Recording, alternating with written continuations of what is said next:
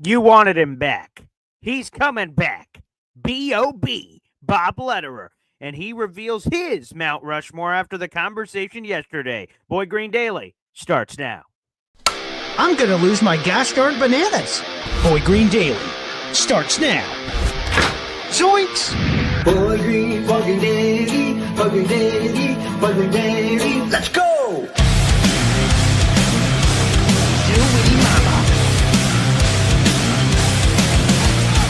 Put your seatbelts on. Get ready for the ride. We're the freaking New York Jets, so we're built for this shit.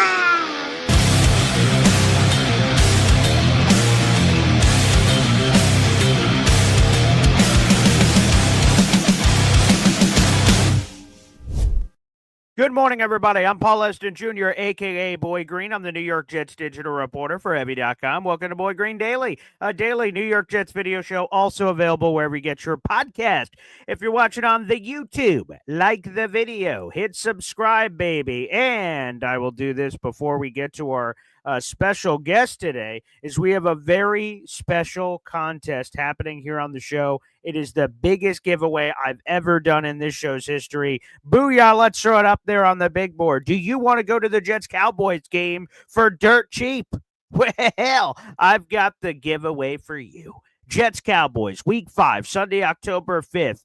We are giving away 2 tickets to the Jets-Cowboys game. That is Section 228A. 2 tailgate tickets, food and drink before the game catered by Chef Kevin Gilbert, and 2 Jets-Cowboys commemorative t-shirts. To have an opportunity to win all of these awesome prizes, you have to subscribe to my YouTube channel. Free to do. Subscribe to James Woody's YouTube channel. That is at Take Flight Talk on YouTube.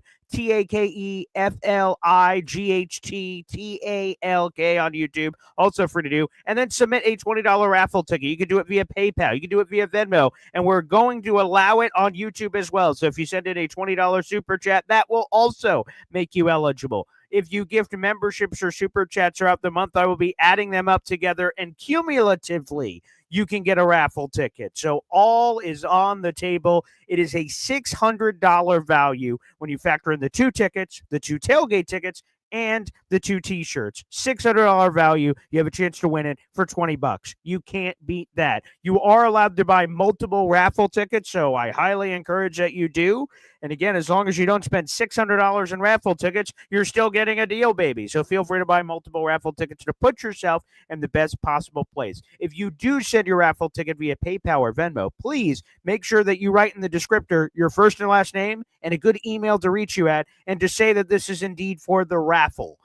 So I'd appreciate that. So good luck to everybody. I appreciate you. We'll be drawing this winner in the month of August. Good luck to everyone involved. Let's bleeping go. We should be joined in just a few minutes by our resident New York Jets historian, Bob Lutterer, and I'll promote his book. He'd love to hear this before he hops on. Beyond Broadway Joe, the Super Bowl team that changed football. Bob Lutterer. You guys can pick up your books right now wherever you get your books. Look it up, Bob gosh darn Lutterer. And really the goal, and I'll speak for Bob here, the goal for Bob in the book is everyone talks about Joe Namath, Joe Namath, Joe Namath, Joe Namath. When there's anniversaries or this or that, and for good reason, right? Joe Namath is this iconic figure in New York Jets history. But what Bob wanted to do for this book is highlight all of the other players and coaches. He actually puts it at the beginning of the book. Let me skip ahead a few pages here for a second.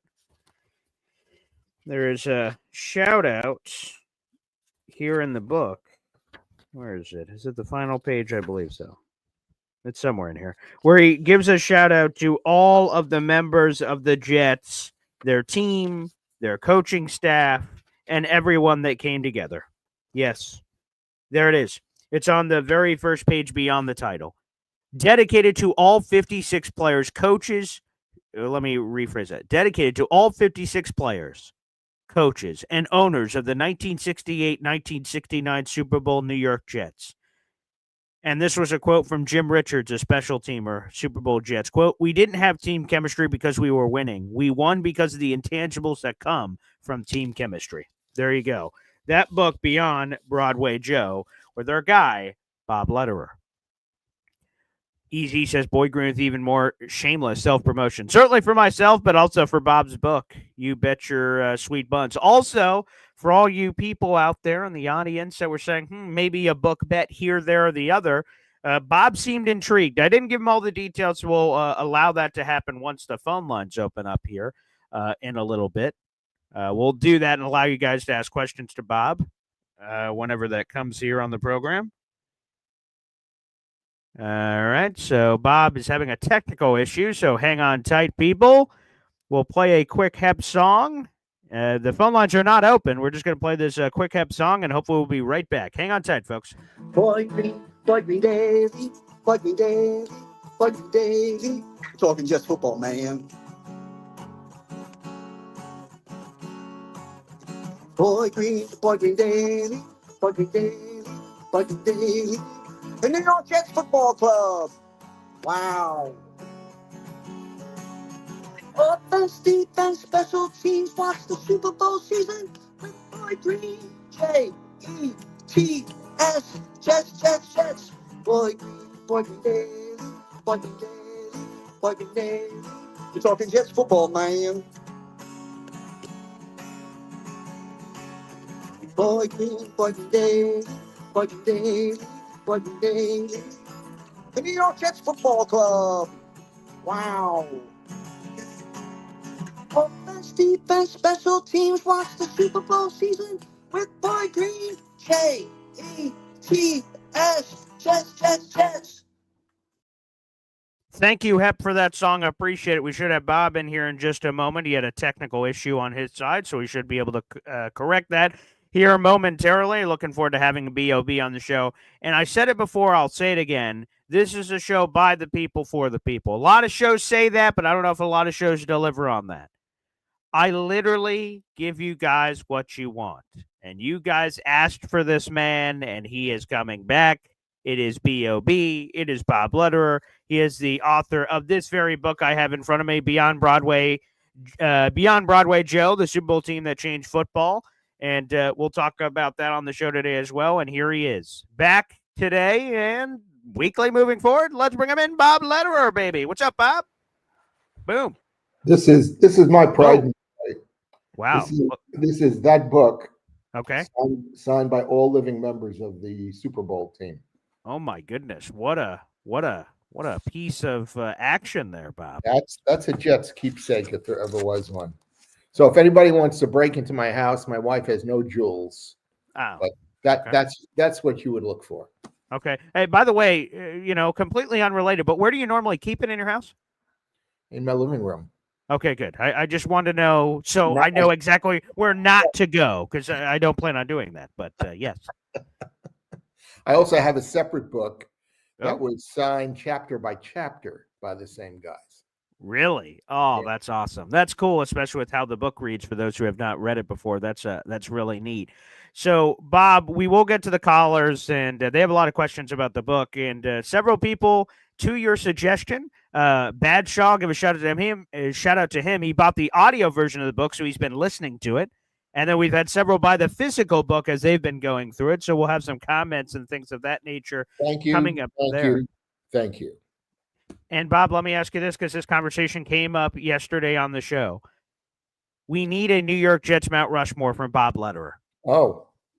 Who are the 4 greatest New York Jets of all time? It became a very heated debate yesterday as people were debating different eras and different qualities for this Mount Rushmore. If you could only pick a Mount Rushmore for the greatest New York Jets of all time, in your opinion, it would include who? And let's explain each of your decisions here. Okay, Joe. So Joe Namath obviously has to be on there. Okay. Yeah. I think Klecko. Joe Klecko. Okay. The New York best defensive lineman of all time for the Jets. Okay. Carl, the running back. I told you. Huh? No, go ahead. No, geez, I'm sorry. The running back they got from that Parcells stole from New England. Yeah, Curtis Martin. Curtis Martin. I'm sorry. Of course. No, that's right. And then you got the 4th. And you could go player, but credit being credit, I would give it to Weeb. Okay, Weeb Eubank. Okay, so here are the other guys, and Bob, you smack these if you don't think they're worthy or not, or what have you. There are several other names that were suggested. One that created some conversation was Darrelle Revis. Where do you stand on that? Yeah, he deserves it. He would be deserving of that. So he's in the conversation. Okay. Absolutely. Oh, absolutely. Absolutely. And what about the legend Don Maynard? Yes, but less so than Revis. Okay, do tell. Please explain why do you think that way? I don't know. He played in an earlier era when, well, I was about to say it was easier to be a wide receiver. It was actually tougher to be a wide receiver. They could bump and run you from the line of scrimmage, Right. and it wasn't just 5 yards. And they could bump you downfield as long as the ball wasn't in the air. So Maynard was I would put Maynard on the All Jets team with Wesley Walker and or George Sauer as the wide receivers. Okay. But yeah, he's certainly deserving of it. There's no doubt about it. All right. Let me throw another one at you. Winston Hill, who was recently inducted into the Pro Football Hall of Fame. And I'm proud to say that two of the efforts in my book were to get him and Larry Grantham into the Hall of Fame. And in fact, when Winston was elected, his eldest daughter contacted me. She's an opera singer. Wow. Okay. She contacted me and thanked me for my efforts to get him into the hall, because he was really the giant oversight. Right. But let's face it, offensive linemen don't get the credit. They don't. I mean, the greatest offensive lineman of all time in the NFL, you wouldn't put them up on Mount Rushmore. They would be full of quarterbacks, running backs, and wide receivers. That's true. That's a hard truth. So okay, so you got Winston Hill in the Hall of Fame. Where are you at on getting Larry Grantham in there with the senior committee? I keep contacting the Pro Football writers. All right. And I think Larry was on the initial old timers list last year. Okay, that's progress. It's progress. I mean, I think it's going to happen. The unfortunate thing that everybody always says is what a is a Yiddish word, Chandra. What a Chandra that Larry Grantham and a lot of other guys have already passed away. Oh, and my number one pet peeve. Yeah, and if they ever get into the Hall of Fame, their family will represent them. It's not the same. But that's just a shame. I'll shout out my radio show. I had a radio caller very early in my radio career, maybe 10, 11 years ago. One of the gifts he gave me when he found out this crazy Jets fan was joining the radio show was an autographed photo of Larry Grantham framed, and I have that in my office over there across the room. It's a wonderful piece of history and a wonderful gesture. So I do have a Larry Grantham autograph. He and Pete Lamons in particular. Yeah, were great players from that team who I was in constant contact with after the book came out for years. And unfortunately, Larry passed away, I think the Super Bowl year. I know he wasn't at the pull that up. Yeah, wasn't at the reunion. I'm pretty sure he had died. June 17, 2017, apparently is when he passed away. Yeah. That's really a sad story too, because Larry never believed in making claims for CTE. And Larry was basically diagnosed with CTE, and it was too late. He couldn't get the compensation that the NFL was giving him because it had passed an expiration date. And that was really sad that happened. But he actually, whatever I know about playing defense, football, or in the NFL in particular, Larry Grantham taught me. We used to talk regularly on Monday morning about the day before, and I would ask him, "What did you see yesterday that struck you?" And then I'd ask him specific things. And I think I said this last week. I'll repeat it real briefly. And that told me, when you see defensive backs who constantly are out of position, it's because, one, they don't do their film study enough. Right. Two, they're stupid. That's well said. They don't retain whatever it is that they should retain, in order to know what these guys do. And here's something related to it that I was reminded of the other day. Maynard always preferred to run against veteran cornerbacks because he knew exactly what they were going to try to do against him. You put a talented rookie opposite him, and he had no idea what to expect. And so he preferred the veterans. He beat both of them, but he preferred playing against the veterans. That's such a crazy story because I'm wearing a Bruce Lee T-shirt right now, and people know on the channel that I am a on the edge of a 4th degree black belt in Taekwondo, and one of the things I enjoy doing is sparring. And what you just said translates to the dojang. When you're facing a fellow black belt in a fight, you prefer them because they know the ethics, the morals, the standards, everything. But when you get a white belt in there that may be incredibly talented, but they're sort of like a baby deer, they're sort of going all over the place. You're not it's a little uneasy because you're not exactly sure what they're going to do because you've never there's no experience in the dojang before. So we talk about that all the time. So who do you root for in the Karate Kid movies? That's a good point. Sweep the leg, baby. Cobra Kai all day. Yes. Crush. That's a real way to do it. So yeah, that is funny that translates to the football field in that way. Who else is so obviously, I mean, it's the title of the book, Beyond Broadway Joe. Okay. That's obviously in the title. Who else beyond Broadway Joe do you believe that Jet fans don't give enough love to that deserves a spotlight from the Super Bowl team? Well, let's move a step down from Mount Rushmore. Sure. There were so many guys that year who had all pro years. Mm-hmm. Jim Turner, the kicker, set AFL, which became NFL records for points in a season. I think it was 100. I'll look it up I was thinking about it last night. I think it was 141 points in a 12-game season. And the NFL record was broken. His record was broken years later, maybe 10 years later, by guys who had 14-game seasons. I think it was a kicker at Minnesota that did it. This is not a good way to do That's this. All right. But where's this chapter? Yeah, see if you could throw that one on the pile. That would be great because we talked about it in the beginning. He had an unbelievable season as a kicker. And the ironic thing is Weeb brought him in as a free agent because the Jets kicker, when Weeb took over, was a defensive lineman that really wasn't very good, but they didn't. The old Titans didn't really have any choice. And so he brought Turner in 64, his second year, Weeb's second year. Took him literally, just called him up out of nowhere, had him fly out to the West Coast and had him do a tryout. Mm-hmm. And Weeb tried to sign him for the next season. This was in the middle of the 64 season. He tried to sign him for the next season, and Jim refused because Jim said, I want to be a free agent. I might get a better offer. Yeah.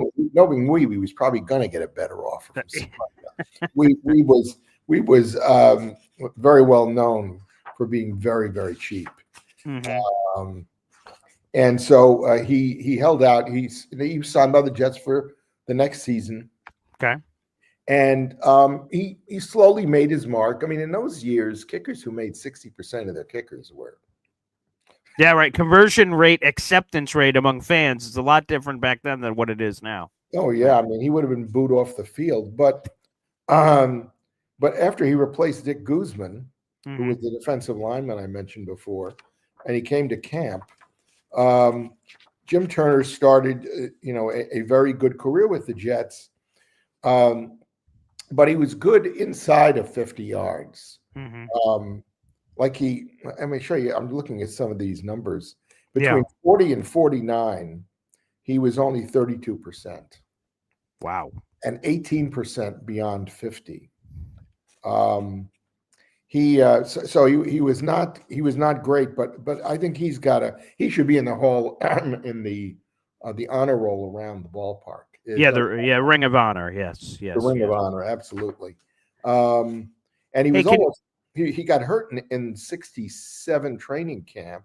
And he lost it to a guy named Booth Lustig, who had been the kicker at Buffalo. Oh, wow. But then Lustig got hurt. Oh, wow. And so Turner got back for the beginning of the season. And let's see, in 1969, he hit 34 field goals. He had a new kicker, Babe Parilli. I had mentioned it was acquired from the Boston Patriots during the offseason, and he was not only a good backup quarterback, he was an outstanding holder. Wow. He had a skill level that nobody at that point did. And he made, by Jim's own admission, he made Jim Turner into an all-star that year. And the next year he was pretty good. But then when Babe left in 1970, Jim's kicking went down as far as the Jets were concerned. They traded him to Denver, and he is in the honor area in Denver. Wow. For the records that he set there. So Jim Turner doesn't get enough. I mentioned last week that the whole defensive line, Philbin, Verlin Biggs, and John Elliott, they each had over 10 sacks that year. Now, it wasn't quite the sack exchange, but they were better against the run than the sack exchange was. So they were a combination, really, really good. Atkinson, the middle linebacker, Al Atkinson, had a very good year that year. Jim Turner, their strong safety, made the All-Star team. In fact, the week after the Super Bowl game, 11 of the Jets went to play for the AFL East in the All-Star game. And it probably was a record, for that time. The other thing was their defensive backs. Billy Baird had been a free agent by Baltimore. Jim Hudson, who I'm talking about, the strong safety, was a free agent out of Texas who had actually played quarterback for Texas in the Cotton Bowl one year. Johnny Sample, he was a veteran, but they'd signed him as a free agent. And Randy Beverly, who was the other corner, had all been a free agent. So, I mean, that's some of the guys who really, had terrific years. And on the offensive line, I could name all of the guys, because Winston Hill and Bob Talamini and John Schmidt and Dave Herman and Randy Rasmussen were at the top of their game that year. And as I mentioned in the book, and I know I've said it here, Joe was almost an impregnable offensive line that you couldn't get past him to Joe. He would get hit only maybe 12 sacks a year, and 20, 25 was the norm against most teams. The defenses back then were much rougher. The rules were much less restrictive as to what defensive linemen could do. And so it's quite a team, and of course George Sauer, who was the star number 3 in the Super Bowl, and it's almost nobody on that starting team that I couldn't really give a star to. And then I have to say this, and that is the coaches. It's Walt Michaels, who was the defensive coordinator, not in name but in responsibility, just had built a defense that led the AFL in defense that year. That you really couldn't run against them. In the championship game at Shea, Oakland only accumulated like 55 yards in a running attack on 30-something attempts. They just couldn't do anything against the Jets running. And so Darryl LaMonica just threw on almost every down. And he had a big day statistically, but in the clutch he couldn't get it done. So Michael deserves a lot of credit. And Cleve Rush, who was the offensive coordinator. And this is a great story too. Oh, please. At the end of that season, Mm-hmm. Pittsburgh Steelers needed a new coach. Mm-hmm. And it came down to Cleve Rush, the offensive coordinator for the Jets, Mm-hmm. a guy named Chuck Noll, who was the defensive coordinator for the Baltimore Colts. Yeah. And New England hired Cleve, and Pittsburgh hired Chuck Noll. Oh my gosh! Wow. Wow. Oh, And thank goodness! Cleve Thank was, goodness Cleve was did an get Chuck obvious Noll. choice. Cleve was an obvious choice for either one of those teams, but the Jet players that I talked to all loved Cleve, but said he was not head coaching material because he was way too sensitive. And so he lasted in New England a year and a half, maybe it was 2 years. And Chuck Noll, whatever happened to Chuck Noll? Chuck Noll. God, that name sounds awfully familiar. I'll have to hit that with a Google search and get back to you. Yeah, Bob. do a Googler on that. Well, let me ask you this, because this was a question that came up yesterday. Yeah. How did the talent of the AFL compare to the NFL? Because that's where some people, when we're talking about this Mount Rushmore conversation, docked a guy like Don Maynard because they said he wasn't consistently going against NFL talent, and thus maybe some of the numbers could have been bloated. I'd say in the early years the numbers probably were bloated. He was playing against NFL rejects and Canadian League players. Guys like Don Maynard, Len Dawson, Babe Parilli, George Blanda. I could name a whole bunch of others, mostly offensive players, had not been given as good a shot in the NFL as they maybe deserved. I mean, Len Dawson's a classic example. He just didn't get that much of a chance with Pittsburgh. Blanda had kicked around in the NFL with the Bears and Detroit, I believe. He was not young when he came to the AFL. Same with Parilli. Parilli was the number 2 draft choice in the NFL in 1952 by Green Bay. And he was on Green Bay. He was on Cleveland. He was on Detroit. He had a second shot at Green Bay when Lombardi came in. And Vince said, "Nice to meet you. Goodbye." So Maynard came in and he had some big years with terrible quarterbacks that the Titans had. And it wasn't until Namath showed up in 65 that Maynard really had a professional. But they were playing against mediocre talent, I'd say, into the 64 season. But that's when the Jets opened their wallet and started putting out big money. And that forced the other teams. Actually, San Diego had been doing that too. San Diego had a good, talented roster of collegiate players that they had signed. And Kansas City did too, because Lamar Hunt, who was an oil man, had money galore. There was no problem there. But it was the rest of the league. And once the Jets started spending, a number of the other AFL teams started spending too. And guys like Otis Taylor, who the Dallas Cowboys tried to hide in a hotel room, I think in Dallas, and the Kansas City Scout just basically broke through the window and got him to leave. So these young talents started to get into the AFL. Famously, in my book, I said to Matt Snell, your rookie year in '64, that was really your best year as a pro. And he said to me, "Look at the competition I was playing against." And in other words, what he was telling me was the competition got better and better and better every year, and it became harder, for him to really go past what he was already achieving. But it really was a matter of bringing in young players and letting them grow and be coached up. I mean, Dave Herman's a great example. He was drafted the same year as Snell by the Jets and the Giants, and Dave Herman decided to sign with the Jets.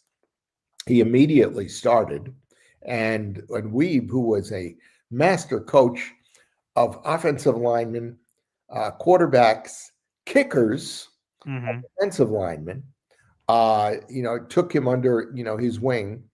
Winston Hill, cut by Baltimore at the end of the '63 training camp. Yeah. And Don Shula was telling guys he was cutting, go up to New York and talk to Weeb. I think he needs some players. Wow. So the talent started to get bigger and bigger. And what Super Bowl III really showed was that the AFL had caught up as far as personnel. And Kansas City made a giant extra impression on that the next year, because Kansas City was loaded with guys. Talk about guys who should be in the Hall of Fame. You could probably put a third of the guys who started for Kansas City in the Hall of Fame, because they're just so memorable and they were so talented. Can you tell me anything about this player? Because this player's coming up because Justin Fields gets added to the team, and a lot of people go, well, let's look at the previous rushing records for quarterbacks. And in the modern era, Geno Smith gets brought up. 2013, he had 366 rushing yards. But I'm like, there's got to be more than that. So I keep digging in history, and I come up on a guy named Eldaro from the New York Titans days. And he had, I think it's 450 and change or something in a single season. Yeah, I believe. Eldaro was one of those. I think he was a Canadian. He had a chance in the NFL, and I think also in the Canadian League. Yeah. So what can you tell me about him? You can see some old time film of Eldaro on YouTube playing. He was a shifty quarterback. He wasn't big and athletic or anything like that, but he was shifty. You remember how you've probably seen film. You weren't around. Fran Tarkenton was a little guy. He was like 5'11", maybe he was 6 feet, and he'd drop out of the pocket and he'd go left and he'd go right. Squirrely, he's running all over the place. Duro wasn't that talented, and he certainly didn't call plays for him to run with the ball. But there were instances that, again, you can see on film of him scrambling, downfield. So was most of that scrambling, not design quarterback runs? Not design. No, there was. Oh my gosh, that's incredible. No design. Wow. That shows you how bad the offensive line was. Apparently, yeah, but also the numbers to get to a 460 and change number based purely off of scrambles. I mean, that's insane. Regardless of the 2025 or 1960, that is wow. Well, I'll just dispute you there, because 1960, 61, 62. Yeah. Go back and look at the rosters, which you can do. There's a roster page. Yeah, Pro Football Reference. Sure. Yeah. Just like there's a draft page. Yeah.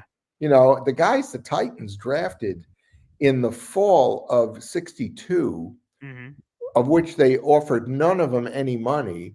And so when he came in 63, his shelf was bare of collegians. Yeah. Because they had signed nobody.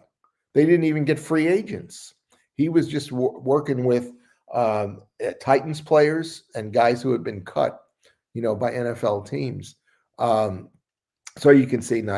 I mean, Eldaro for his time was pretty good. In fact, I think he probably played in an AFL All-Star game in one of those first couple of years. Yeah. Again, the numbers are just super eyebrow raising, especially today. But again, Justin Fields, if he stays healthy, you got some of that in front of you. What are his passing statistics like? Oh yeah, so Eldaro also, when we're going to the single season all time numbers, that's where you also see Duro here. So here are his total numbers. I have them all in front of me here. His best passing season was in 1960. That was the same year that he had the crazy rushing numbers. He had 2,700 passing yards and 26 passing touchdowns. Now, he also had 26 interceptions, which is not great. But when you look at the Jets' single season all-time passing touchdown leaders, we just did it the other day. Ryan Fitzpatrick at 31. There's a Vinny Testaverde season at 29. DeRose is in there in the top 5. Rodgers just joined that group last year, too. So, so that's that 1960 season of 26 touchdowns in rushing. Eldaro in 1960 was Jameis Winston. No, there you go. That's exactly it. That's a great comp, because that's what it appears to be as you look at the numbers. So, he appeared to be pure gunslinger here when you look at this. Yeah, and imagine them playing in the Polo Grounds, right, in front of 14,000 people. Yeah, it was a sad time. And Harry Wismer, who was the owner, who had been a sportscaster. So imagine, I don't know, I'm trying to think of a really bombastic current day football sports broadcaster, because that's what Harry Wismer was. Harry Wismer came from the school, and there were others who would miscall a play on the field and basically make something up to make up for. Listen, I've done play-by-play, not of football, but of basketball. Yeah. It's not uncommon when you're watching a game, either from far away or a new team that you've never seen, and you get the roster, 10 minutes before the game, it's not uncommon to miscall a guy or to just not say that so-and-so had the ball. And I put a lot of emphasis when I was doing play-by-play on, I came from the Marty Glickman and Marv Albert school, which is basically great school. You mentioned every player, and you have to have an appropriate verb for every pass that they make. I like that. So I used to have a sheet of verbs that would tell me, here's what I can say when somebody makes a pass, a bounce pass, whatever. I love that. And it's, because to me, I wanted to really give a picture to a listener of what was going on. And when I listen to the broadcasters today, I find that wanting, because they'll just say, oh, so-and-so goes back to throw and he throws it, and so-and-so has it at the 32. Well, what side of the field is he on? What kind of a pass was it? Right. To me, that's important if I'm listening, to the game and trying to get a picture in my mind of what's going on. Well, all right, Bob. Well, let's go to the fans. We will open up the phone lines here in just a second, but we got a comment in. Bob, your Mount Rushmore has angered some fans in the comments. Why wouldn't they? So we'll start here with Philly Noodle sending this in. Wow. Member for a year, so happy anniversary, Philly Noodles. He's saying, sending Bob a telegram here. No Revis, no mercy. He's the GOAT. He has to be on so Philly Noodle, I want you to write back in and tell me, who does he replace on the foursome that I mentioned? That's a good question. I'm betting he's going to say Weeb, but we brought probably, I guess, the only championship we ever had. Yes. And he had won. He had won in Baltimore the same way. He built the Jets team. And in fact, they asked Weeb, and this is one of the reasons I put him on there as well. They asked Weeb after he retired, what was a tougher job, going into Baltimore where they had no team, and Unitas wasn't there, or going to the Jets with a brand new franchise, a brand new name, no college players, a bunch of Titans and NFL and Canadian League rejects. And he said the Jet job was tougher because he started with nothing. Well, I'm going to say this, Bob, because there's been a lot of people doing these Jet Mount Rushmore lists over the last couple of weeks. You're the only one that's put in Weeb, and I'm not saying that in any other way but to say I appreciate the creativity, because coaches get overlooked in these all the time. And delivering a championship, that seems pretty friggin' important. And defensive players get overlooked a lot of the time, as well as offensive linemen. Right. That's 100% true. Philly Noodles just coming back in to repeat the same message. Oh, boy. Thank you for that. The super chat. You could get lucky here on the Boy Green Show. This show is daily. It's in the morning. Be sure to stay tuned.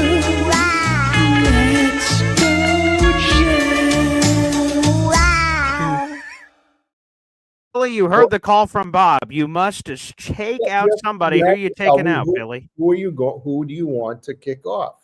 Yeah. You want to kick off? He picked Weeb. You're not going to kick off Joe. You're not lame. He did pick Weeb Eubank. There it is. He picked Weeb Eubank. Okay. Well, you spelled Eubank wrong, so you're out.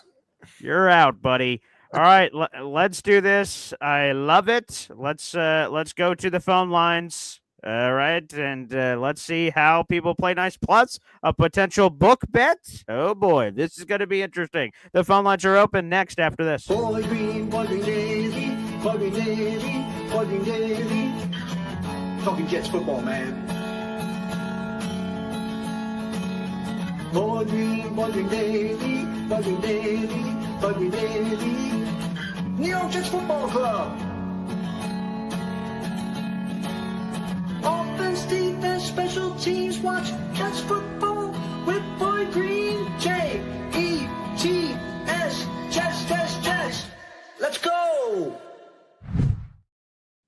Bob, I told you on the phone that when you were on last time that a lot of people, and we have several callers that want to call in and tell you this to your face, that several people said, whoa, who's this Bob guy? You got to have him back on the show. And I said, all right, let's see what we can do. And someone said, can you have him on regularly? I said, all right, let me find him. And so We will have some of that here in just a moment, but we must start off with that book bet I told you about. Here is a fan that has a bet for you. Here we go. Scotty Mayhem's on the show. Go ahead, Scotty. Bob, first of all, I am so happy you're on the show. I was 6 years old when the Super Bowl Jets won 1-0 in the Super Bowl, by the way. I 100%, by the way, agree with Philly Noodles, and it's EW, just so we're all clear. EW, emphasis on U. Eubanks does not deserve to be on the Mount Rushmore, but we'll leave that for another day. right. I have not read your book yet, Bob, but I would like to make a bet with you, okay? That's not because I don't want to read your book. My bet is you made two statements on the show, which I disagree with, but you also acknowledge you're not an expert on the Jets of today. Nobody will debate your expertise on the Jets of yesteryear. I think I'm pretty good about the players today. I just can't remember their names. I don't agree. I'm going to make two bets for you. The first one is I will buy 10 of your books. One of my friends, Make it 1,100. I only need to sell 1,200 more to get royalties. I'll get you 20. I'll get you to 20. I will put up 10 books. Yeah. And another of my colleagues on the Jet Nation BG show will do 10, so he'll match my bet. I'll buy 10 of your books, so it's another 10 if you want to do 20. You buy 10 of my books, and I don't know what the other FF wants to buy, but I have 10 books for you to buy. Your books are about $20. My books are about $20. So I'll put up $200. First bet, if the Jets win more than the Vegas line, you said the Jets would be lucky. I'm quoting you. You said the Jets would be lucky to win 6 games. The Jets are not going to win 6 games. They're going to win 10 or 11 games this year. I'll tell you why afterwards. But first bet, if you're a sporting man, I'll go with the Vegas line. Would you like to bet on the Jets over under 5.5 games? No, I honestly, I'll make a gentleman's bet with you. I don't make bets myself. Oh, okay.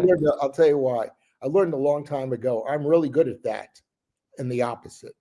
So if I tell you they won't, they will. I agree. They're going to win, and I'm going to tell you why they're going to win. But I'll tell you what, if you want to, I don't know how much I'm willing to go, but if you're willing to bet they're going to win 10 or 11. And I see. So we'll go beyond the Vegas line. Yeah, I understand. I'll make a friendly bet with you. They ain't going to win 10 or 11 games. All right. So we've already heard you won't do the Vegas line. I got it. So the lucky Jets will win more than 5.5 games. So we're already agreeing that the Jets are going to win more because you're going to be wrong on that. But this is the reason why. Why do you hold on? Let's stop there for a second because I think we got the time to do this. Why do you think that's going to happen? Okay, so you're a historian, Bob, and I appreciate all the knowledge you're bringing from yesteryear. I love it, actually. Some of the stories you've shared I didn't know. And I watched the game when I was a little kid. What did I know? As a 6-year-old, do you remember? Because I was 16, so I very barely remember the game, but I watched it again at 10 and 11, and they showed the game. So, yeah, I mean, I fell in love with the Jets, and unlike any other team, this is the team that I would, go to war for. I love this team. So it's been hard the last 15 years.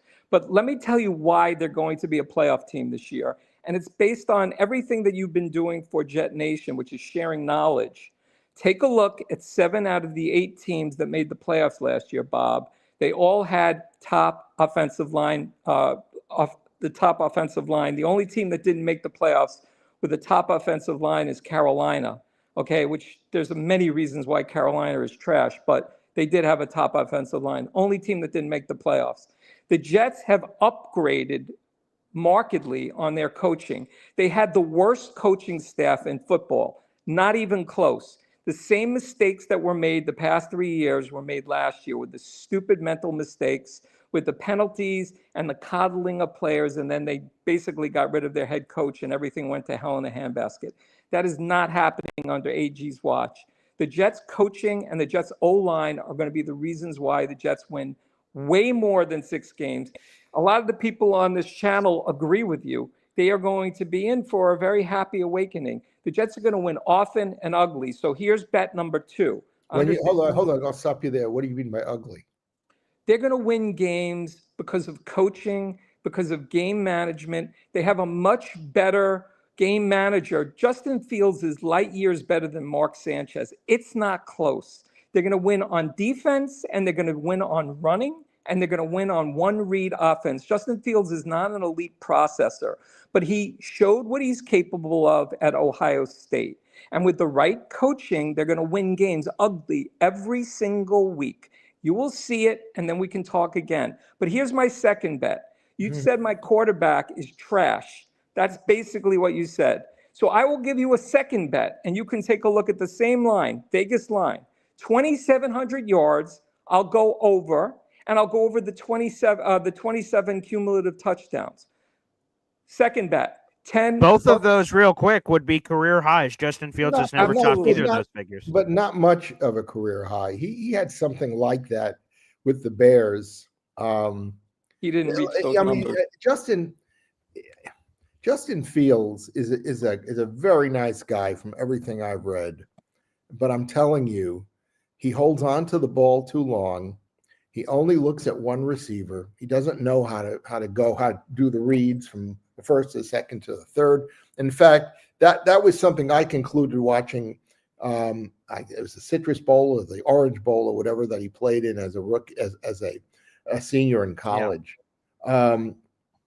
Yeah, the guy can run like the devil. And in fact, I think that one of the Jet things they want to teach him this year, because he's not good at processing, is to run more often, to get out of there. If the first guy is completely covered in his mind, either throw the ball away, which every quarterback can be taught to do, or to run more often, because he is very elusive. He's very fast. But typically, what I saw here in Chicago for 3 years was a guy who's inaccurate with his throws. He plays as a thrower like it's the NCAA. He's not going to find a receiver that's as wide open 90% of the time as he was accustomed to, and he had great receivers, as we know, at Ohio State too. I obviously want the Jets to do as well as they can. I think he's a 1-year Band-Aid. Maybe they'll keep him a second year as a backup if he's willing to do that. They got him for a 2-year deal. But my hopest of hopes is that he has a decent year and they decide what the Bears decided, and that is, let's go get ourselves a young quarterback who we think we can mold into a better guy than this. And I, by the way, I disagree with you that he's better than Mark Sanchez was. Oh my God. Sanchez's first 2 years, all Sanchez had to do was something comparable to what they're asking Fields to do this year, and that is, don't make mistakes. And that's what's going to happen, Bob. So you're going to see our new franchise quarterback who is going to run. He's going to have over 800 yards. He's going to have way over 27 touchdowns. They're not going to win the way most teams win. How many interceptions do you think he's going to have? A lot less than you're saying, Bob, because I've already made the offer for the second bet. You say he's trash. He's not trash. He's going to be. No, you said the way I described him, it sounded to you like he's trash.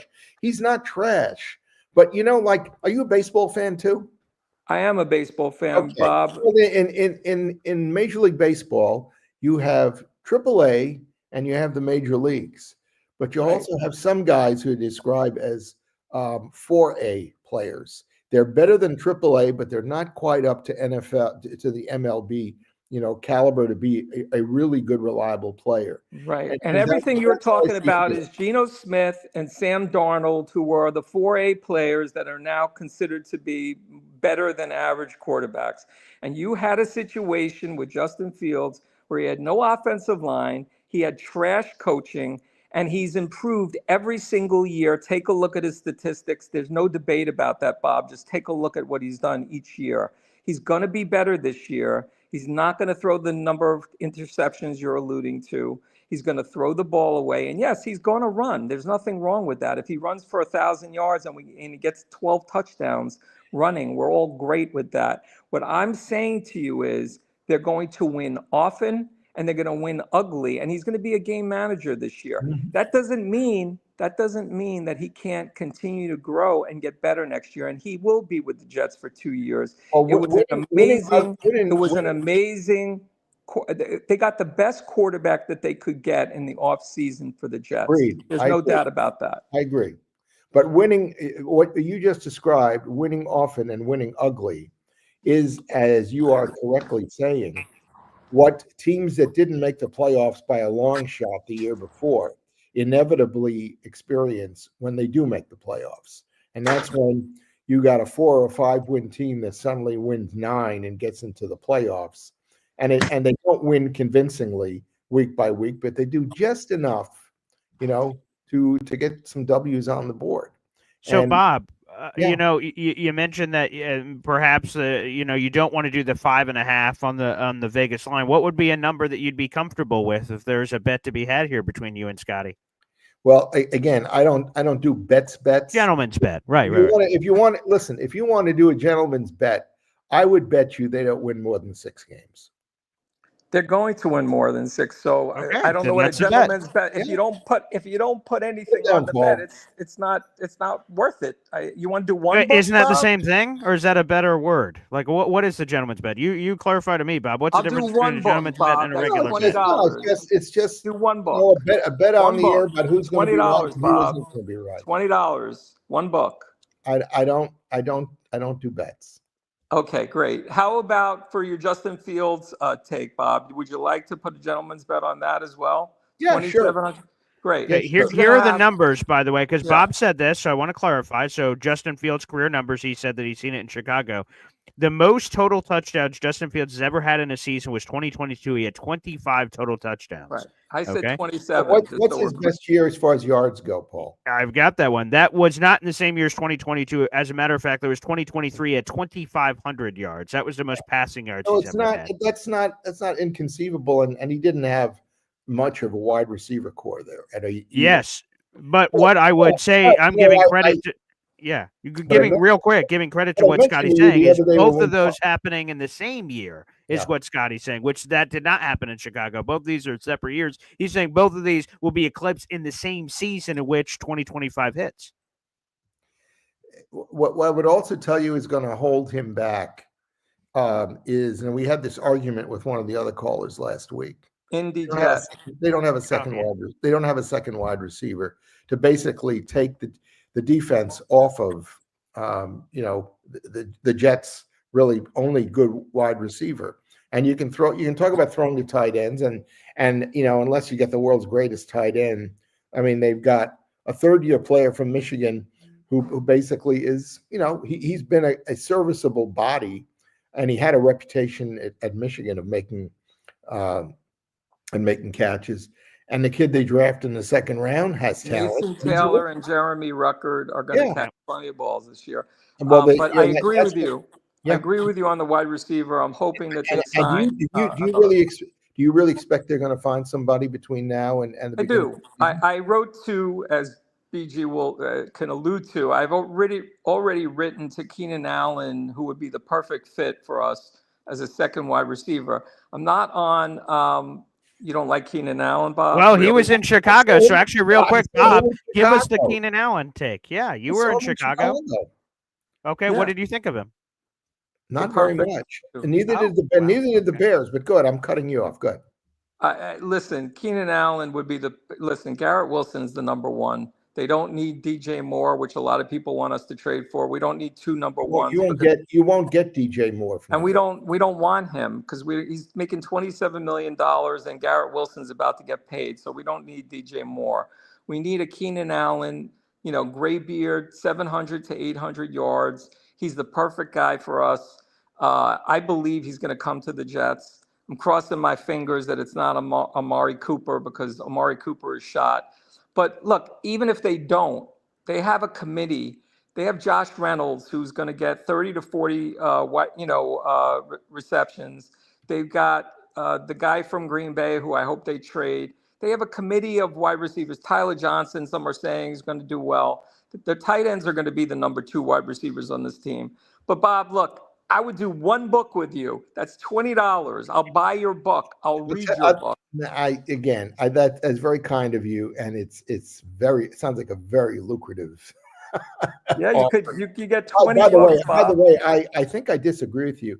I think their running backs are going to be their second wide receivers. Brees Hall's going to catch a lot of balls. I could agree. see that. Allen is too. Allen has that talent as well. Yes, I definitely. think Brees. I know they're talking about a committee of They've running talked backs, about but that. Yes. Brees was hurt last year. Nobody talked about it. He had a knee injury. Brees is a beast. He's going to show out. He's going to have well over 1,500 yards. You want to bet on that? No, I know you're not. You're not making any bets. But Brees is going to have a monster year. Take him in the fantasy football early. And Bob, I still love your content. You're amazing with your history. You're not very good with the current Jets. I'm sorry. Sorry for that take, but you'll learn this year that the coaching is the most important thing in football. Listen, I agree with you totally, because one of the keys to the Super Bowl Jets team was how much they coached up guys who were very good in college. But as you know, in college, you're playing against kids, other guys. You go to the pros and you're suddenly playing against men with a lot of experience. And it doesn't come all that easily to 99.9% of rookies who come into the league, unless you're super duper talented. And that's a hard thing to find. So, or if you have super duper coaching, and the difference between what we had last year and what we have this year, if you just go over every single person that we have on our coaching staff, it's going to be a revelation. People don't realize how important coaching is. It's more so in football than in any sport. Throw out baseball, throw out basketball. Football is by far and away the coaching staff makes the most impact. well, I'll tell you the other thing that's very unique about football, and that is the dynamics of the guy that you play with on your left and on your right if you're on the defensive line or offensive line. Because one of the things that Grantham taught me is that you have to know what everybody that you're playing with on the team is capable of doing and where their shortcomings are, so that you can help to overcome those shortcomings. If you know the guy doesn't have good enough speed against somebody coming out of the backfield, that there are things you can do to slow him down, or to provide some additional coverage and that sort of thing. Or you're more susceptible against the run because you're trying to rush the passer on every play. So you have to make adjustments to that. And football is unique like that. Thank you, Scotty. We have a lot of callers to get to, so we're going to keep moving along here. Up next is Bubba Badshaw here on the show. Oh, he might be in a tunnel. Badshaw, wait, do we got you? No. Good Yeah, morning. you got me. You got me. I'm actually. Okay. How are you, Bob? I'm good. Good morning. How are you? Where are you driving to and from? Well, it's going to sound a little weird, but I'm headed to Goobertown. Oh, really? That's Good where for I you. work. Oh, really? Do you work? You don't work at the Hall of Fame? No. I work in Goobertown, Arkansas. Oh, okay.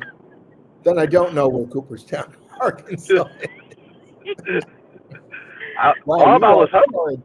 You are a diehard in Arkansas Jets fan. Okay, go. I want to hear what you got to say.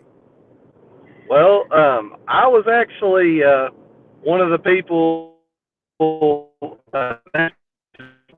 said, we got to get Bob on here more often,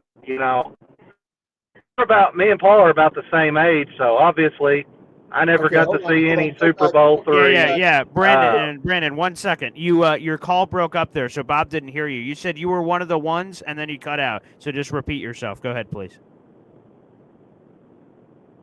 I was one of the guys that reached out to Paul as soon as I watched the last video you were on, and I said, hey, we've got to get Bob. We got to get him back on. We've got to get him on more often.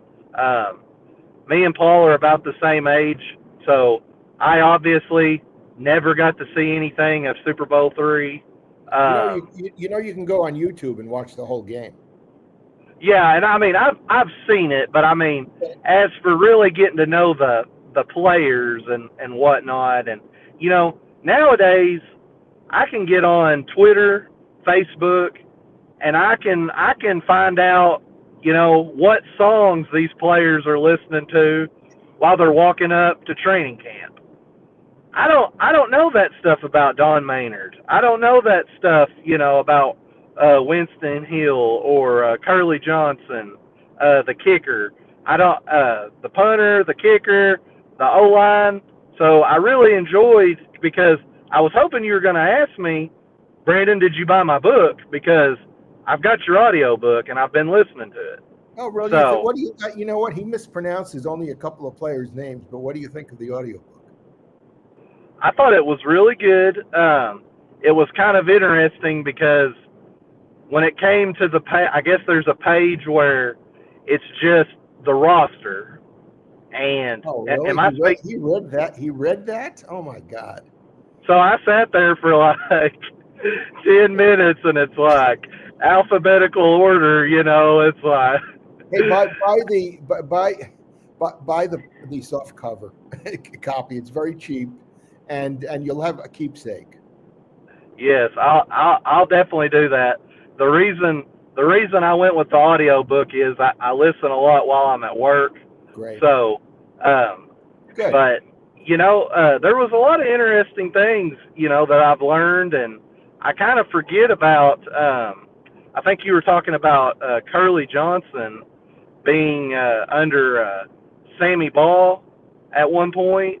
Yep. When he was the Titans coach. Yep. And I thought that was kind of interesting, just in the fact that, we all talk about Sammy Ball being, kind of the guy who, can't think of the word, but he just kind of like brought in the forward pass. He made it sexy. Yep. But he was a great punter. Exactly. And he was also a great defensive back. But that being said, I thought that was kind of interesting. He probably learned some stuff from Sammy and whatnot. But I was going to ask you, I missed the very beginning of this show when you were saying who was on your Mount Rushmore. Oh, okay. Well, we're getting a lot of pushback, but I have Namath, I have Joe Klecko, I have Curtis Martin, and I put Weeb on there because the only Super Bowl champion winner, and he literally he had the Parcells attitude. Let me do the buying of the let me do the buying groceries. I'll be in the kitchen. So he not only drafted the guys, made those decisions, but then he had a staff, and with himself he coached them up. And what you'll hear or see in the book is how pervasive his coaching was, because he coached the kickers, he coached Joe, he coached the offensive linemen. I mean, he turned Winston Hill into what Winston Hill became, which was a Hall of Fame offensive lineman. So for that reason, I have him up there. And I understand Revis, and I could, if I could remember all the names. I thought I was a big Freeman McNeil fan when I first came here, and he was a great running back too. And there were other guys. I mean, they had some really terrific offensive linemen who I really respected for their quality and for how long they lasted. So, hey, the whole line, that they had with Klecko and everybody else was awesome for 2 or 3 years. Actually, it's a fascinating ESPN documentary that I was just watching a couple of weeks ago. About that defensive line. Oh, I saw that. Yeah, we had the director Ken Rogers. He joined us on the show. He was a lot director of of a lot of things I had forgotten, including how short their tenure really was. As a foursome, but they were great. Well, I thought that was interesting in your book with Winston Hill about how his dad called him. And he's like, yeah, you need to stay. You just stay there. And then what he ended up becoming because of his dad told him to stay. Don't go home. We'll get this figured out. And that's pretty insane as well. But anyway, so I've got to ask, because it's obviously the book's Beyond Broadway Joe, and you may have said this in the past, and I may have just missed it. I guess, do you believe Matt Snell should have gotten the MVP of that game, or do you believe Joe did enough, or what is your... Look, in those days, it was the quarterback who got all the glory, and so I wasn't shocked. But in retrospect, even the next day, the owner, Sonny Werblin, or the ex-owner, Sonny Werblin, said it should have been co MVP with Joe. And in fact, as a result, Sonny, who had a promise to Matt not only about a lifetime job, but about if they won a Super Bowl that he'd get a car or whatever, he went out and bought him a really fancy sports car. Nice. So yeah, I mean, and boy, when you watch that Super Bowl game, which again I want to tell everybody is on YouTube, including the commercials. Yes, I love seeing those old commercials. They're awesome. Interesting. When Matt Snell got the ball, Baltimore could not take him down. Mm-hmm. He really was like a wild bull. I mean, he took 2 or 3 guys, and he kept going and going and going, and not just being stopped and churning, but he was breaking tackles and going downfield and getting, 12 yards when he could have held him to 6. I mean, just an unbelievable job, that he did that day. And you never heard anything from Matt about, well, hey, what about me? Why didn't I get the accolades and that sort of thing? It was all Joe. And hey, I was 16 years old that day, and Joe was the stir that was the straw that stirred the drink. That's it. Yeah. And he was the guy. He was the difference maker. There's no doubt about it. And he put the bullseye on his back with his claim that the Jets were going to win the game. And Baltimore responded and tried to kill him and couldn't get to him more than once in the game. So, yeah, but Matt Snell, he was outstanding. And I told you guys last week, I spent 15 hours talking to Matt, and it was a revelation. He's a terrific guy, and I wish that there wasn't such animosity on his part and so much ignorance on the Jets' part to make this go away the way, as I mentioned last week, George Steinbrenner did with Yogi Berra when Yogi basically said, I'm done with the Yankees. Well, I just have to jump in here, Bad Sean, just say this, that, Bob, now that you've agreed, you may want to, go back on that after all the angry phone calls and things that may still be coming here, that you may want to go back on that word. But your agreement to join us weekly moving forward, I know me and Badshaw were talking about it off air, about the Matt Snell tapes and everything else that you collected with the book. I think a lot of people would be fascinated to hear some of those conversations, perhaps for the first time. Yeah, as I said, I have, I'm a little bit like Bob Woodward in that I taped every conversation so that I could, because I had someone transcribe it for me. I wanted to make sure that I got it all right.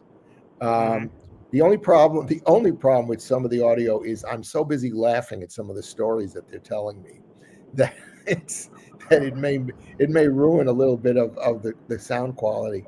But I even got written approval from each of the players except one to use those audio as I see fit. So I may. My wife keeps telling me you should put out an audio file and sell it. Oh my goodness! Yes. Yeah. Hey, by the way, Bob, we have to know the follow-up. When you ask a journalist something like that, hey, I got approval from every player but one, I am forced to ask by the gods who the player was that didn't give you approval.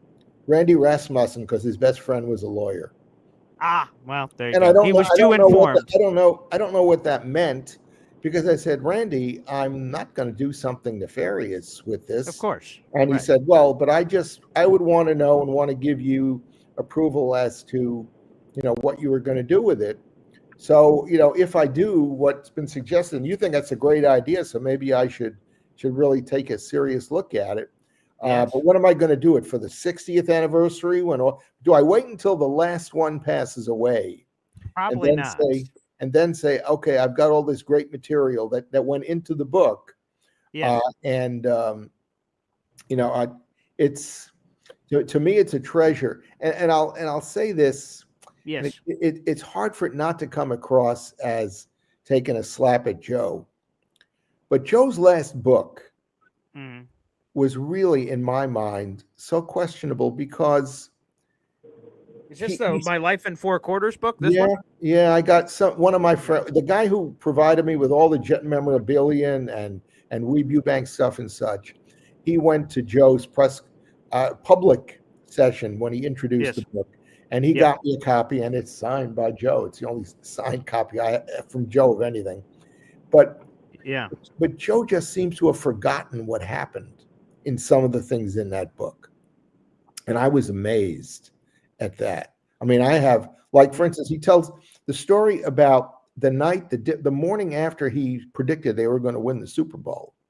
Yes. Everybody I talked to said that Joe came into the breakfast area and immediately got hounded by some of the players, some jokingly and some seriously. One of the guys said to him, "What are you trying to do? We're trying to lull these guys to sleep, and you're waking them up."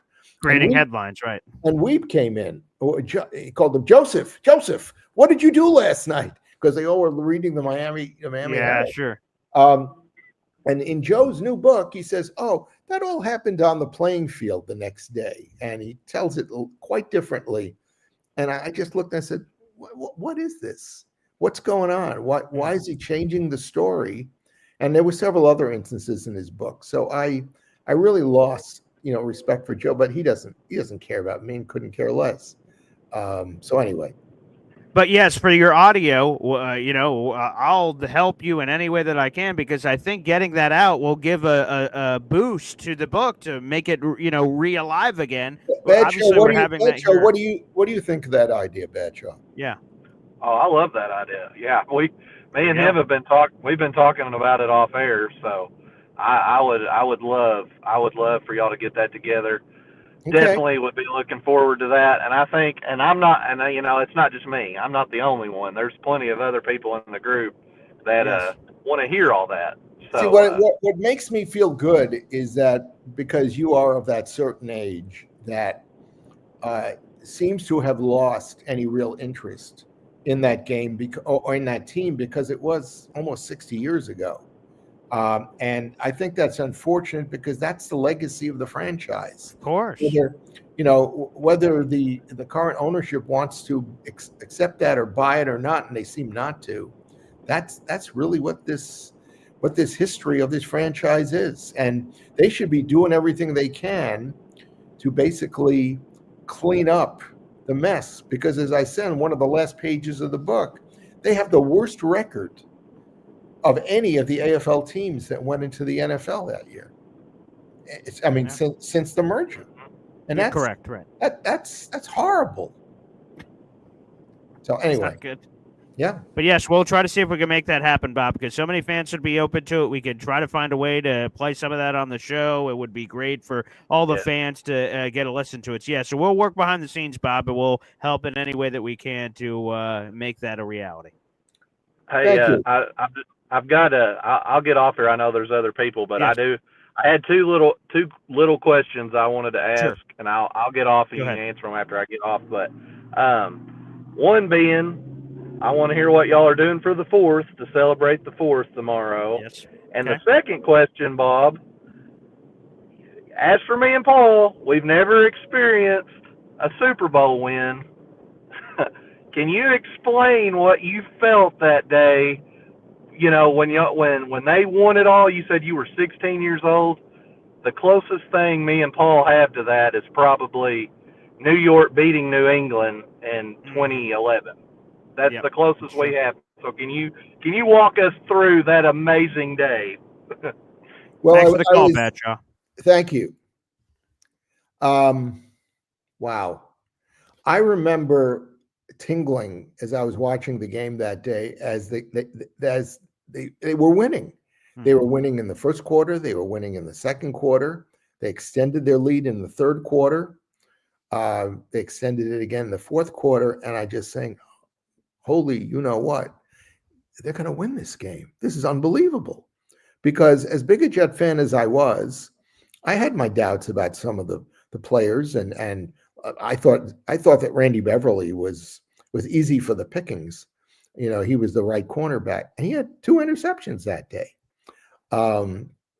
And Baltimore had been so impressive defensively that I had a doubt that the offensive line could hold them off as often as they did. But as I said last week, Weeb was praying for blitzes against Namath, because Namath picked teams apart that blitzed him. And they had 2 weeks to watch film. And the famous story is that Pete Lamons, but there were others, Emerson Boozer was another one, who said, turn off the film, you're making us overconfident. because we know we can score against this team.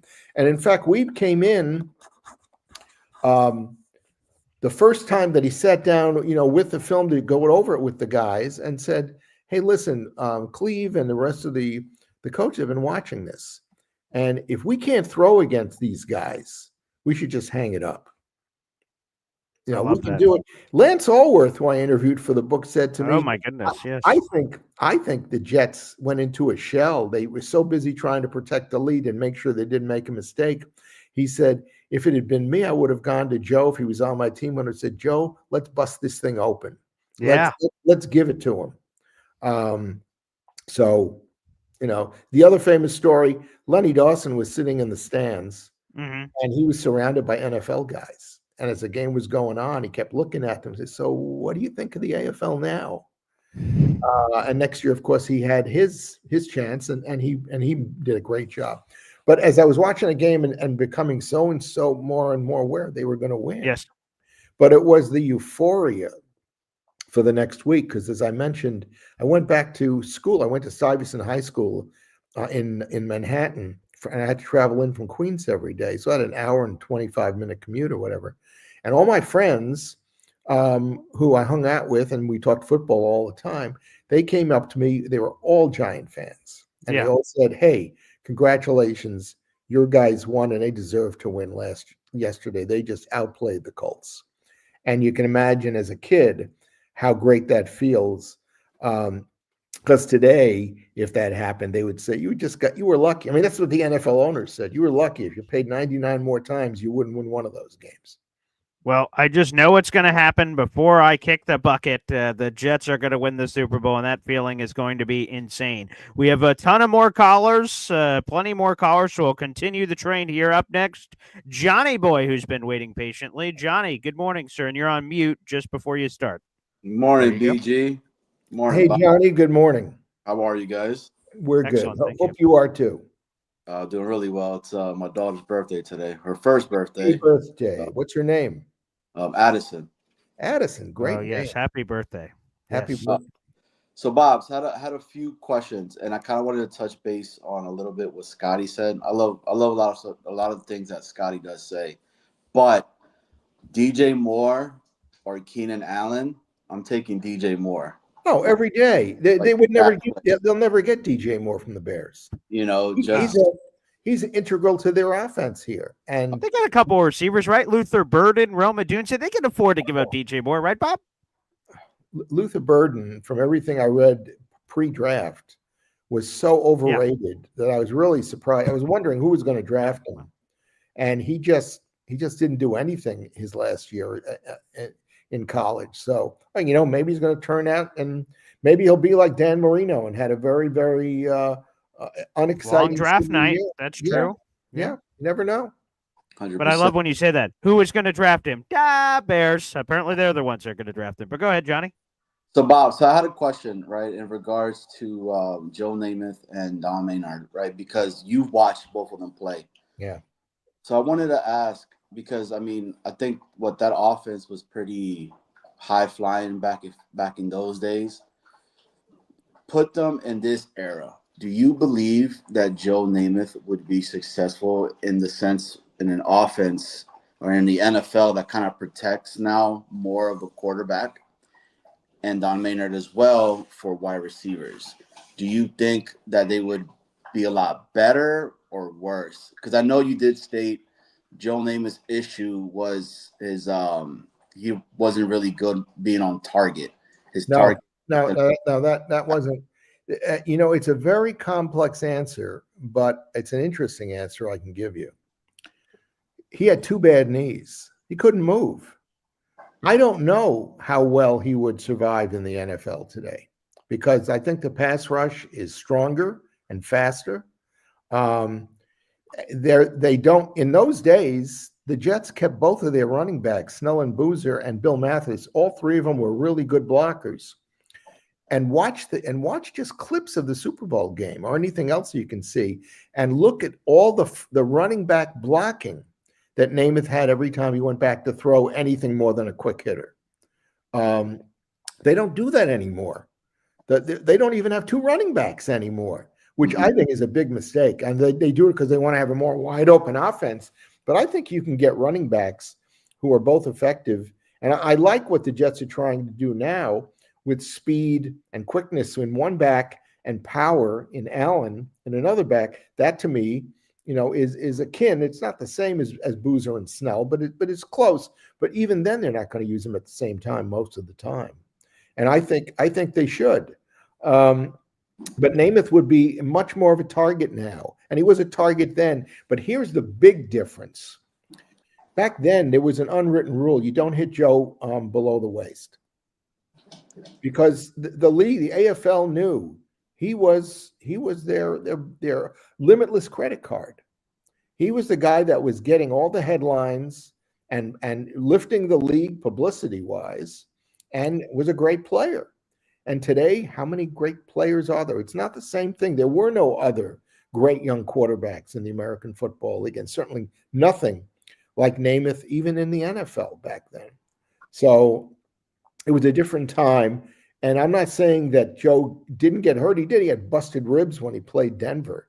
And Oakland, famously, Ike Lassiter hit him and broke his jaw. But again, above the waist.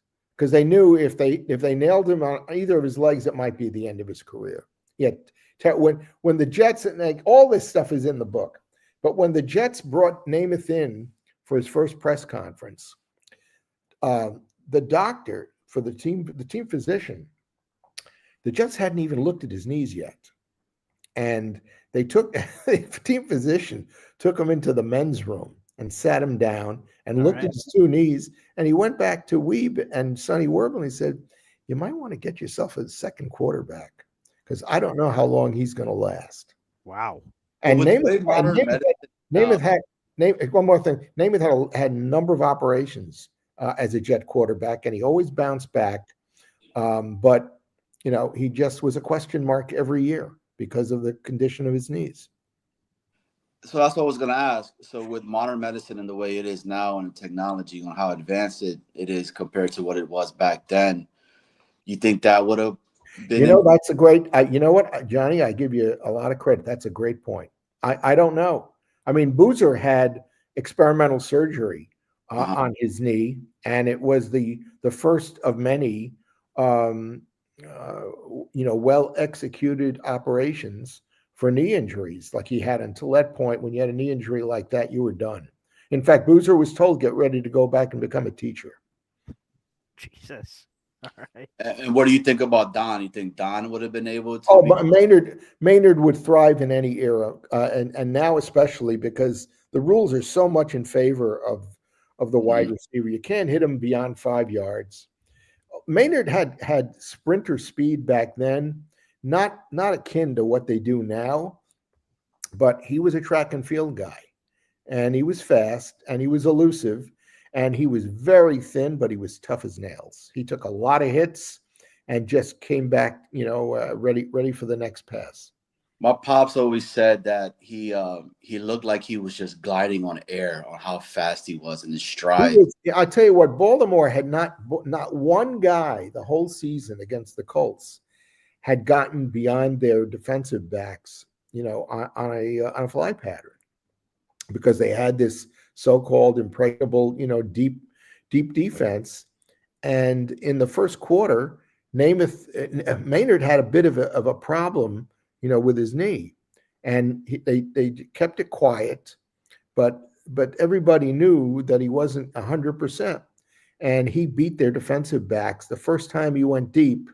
And that's why all the attention and all the defensive rotation went to him. And that made George Sauer wide open because he was going one-on-one against Lenny Lyles. And Lenny Lyles was, the Achilles heel in Baltimore's defensive backfield. 100%. Well, Bob, I appreciate that. BG, appreciate you guys on that. Wanted to come up here and ask that. I really do like that you do come on the show. I'm one of the guys on here that I love hearing the stories, man. So buy the book. It's it's not expensive anymore because it's been out for 5 years, and you can buy the soft cover edition, which I'd recommend. That's an easy acquisition. And I know as a Jet fan, since you're interested, You will enjoy it. I said last week, and I think it's the case. There's one guy that bought the book that told me he had read every book that there was about that team, and every second or third page of the book, he learned something new that he didn't know. 100%. Get to know these guys, because as one other guy said to me, this is something that people are going to look back at 50 and 100 years from now, and that's what he thought this book's value is going to be. It is really the only look at everybody else on that team, although Namath has the second longest chapter in the book. Most definitely, man. Well, last thing real quick, I wanted to say this because I know it's been going in the chat. The biggest thing for me with this upcoming season is it's just such an unknown. We don't know what Glenn is as a head coach. We don't know what Justin Fields could potentially be with Tanner Angstrand potentially being a really good OC. We don't know what Tanner is. Breece Hall has a lot of stuff to prove. The defense has a lot to prove as well. They're hearing people saying that, oh, it's the Jets again, you know, you're going to see them on paper. It's another check mark.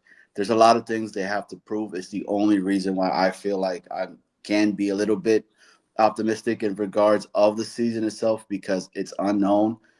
And I think we have to be patient, because there's going to be some growing pains. Well, and I read yesterday they're the second youngest team in the league. Yep. That's correct. Just about every acquisition they've made, and they've been all free agents, are young guys. Yep. Some of them, they're all going to be coached and coached up. Some of them will blossom. 100%. And if we, but I'll bet out of every 10, you'll have 2 that are really going to become players, and everybody else will fall to the side and be replaced by somebody else. But I think this team will be a lot more disciplined than what they have been in the last few. I agree. I love the fact that he's a Parcells disciple, because Parcells, I just wish they could have retained him, and they didn't. But anyway, Johnny, thank you. I really appreciate your thoughts. But buy the book, you'll enjoy it. Sounds good. Later, guys. Yes, thank you. And by the way, speaking of the book, let me throw it up here on the screen real quick. You guys can go to you could go to Amazon right now. Beyond Broadway Joe, the Super Bowl team that changed football.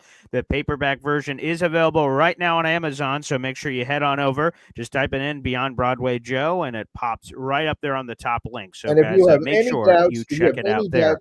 If you have any doubts at all, read the recommendations of people who have read 100%. They speak for themselves. Yeah. We have over 300 people in the room, so everyone like the video, hit subscribe. We appreciate it. Support Bob as he's here on the show. One more, we forgot to get to that question from Badshaw. What is your 4th of July celebrations tomorrow, Bob? What do you got going on? No, I think my wife and I are just going to try to find some place to hang out and do something different, because I still work, and so tomorrow will be a welcome off day, just to not work, and we may go to the movies this afternoon.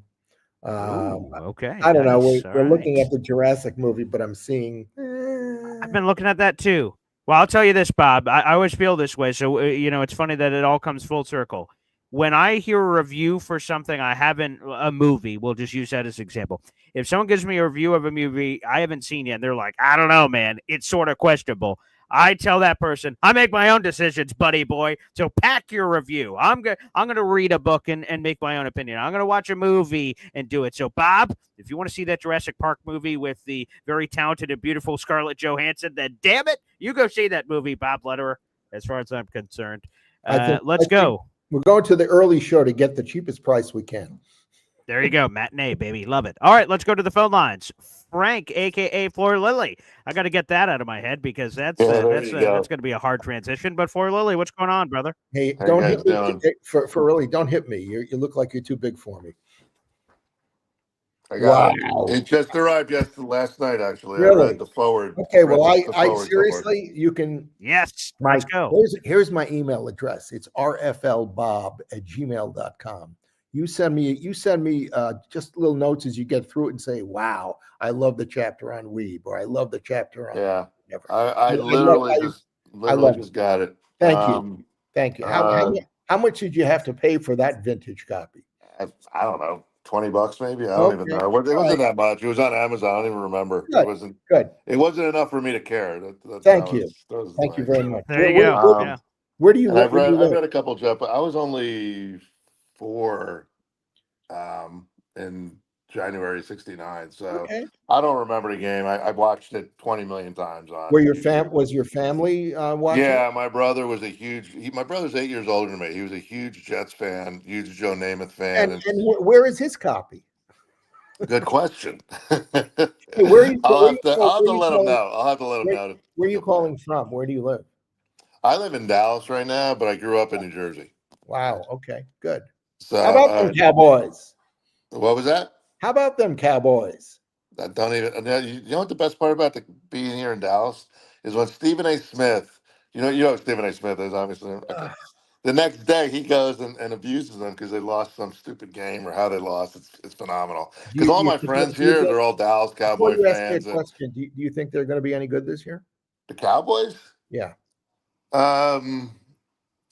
I think they're going to win 10 games, between 8, 9, and right around that range. Okay. Which good. I think actually, I think the Jets are going to be in the same, not 10. I said this before.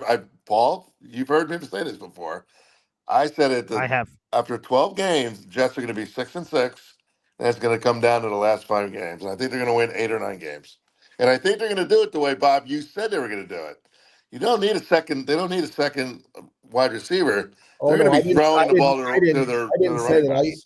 I didn't say. I completely disagree with that. They do need a second wide Right, receiver. Bob wants a second receiver. He thinks they need. No, but didn't you say they were going to use their running backs though? Is their second wide receiver? Well, you got to stop the double team on your best wide receiver. They're going to double team him on every play.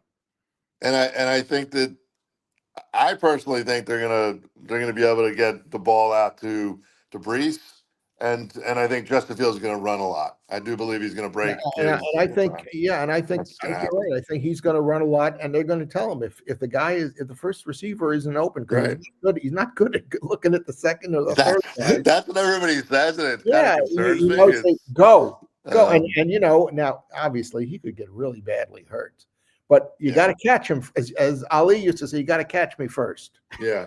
And so anyway, what questions do you have? No, I just so you obviously saw the game. You wrote about it. What and by the way, your Mount Rushmore, Paul, I agreed. I put Weeb on that, but I didn't know who to take off. I'll be honest with you. You can go back to the comments, Paul, from a couple of days ago. I put Weeb on that, but I honestly had no idea who to take off. But I'm all about winning, so I think it has to be people from that era because it's all about the winning. But my question for you is, like, you were obviously what, 16? You said, what was the most fascinating thing what do you think the most important part of that game was, in your opinion? And you may have said this in the book, but I didn't read it. I'll tell you, I mentioned the turning point last week. The turning point was in the first quarter when the Jets realized that Baltimore was running their offense, and the Colts didn't realize it. Yeah, that was interesting. And I thought that was the biggest aha in the book, and I tried to get on all kinds of media just to talk about that because nobody has ever mentioned that. And John Schmidt is the one who told me about it, and he was the center. And it's amazing that could have been the case, but it's an absolute remarkable thing. So that was the turning point in the first quarter when Weeb called Cleve Rush over, and they listened to Morrill calling plays, and then they called Joe over and Schmidt and said, "Look, listen to the play calls." And they could predict where the ball was going.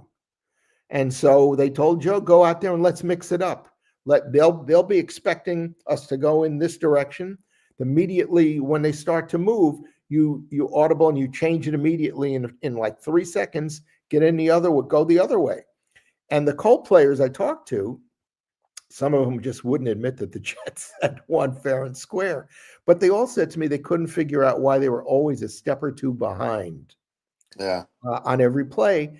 And even the most professional, best athletes of all time, when you get them going in the wrong direction, it's hard for them to stop and not be taken advantage of it when the ball goes in the other direction. So that was that. And in the third quarter, Baltimore's first play from scrimmage, Tom Matty goes goes up the middle, gets 4 or 5 yards, and Verlin Biggs hits him. The ball pops loose, and Ralph Baker picks it up, and the Jets have a Yeah. first down deep in Yeah, there Bill. were what 3 or 4 turnovers in that game, right?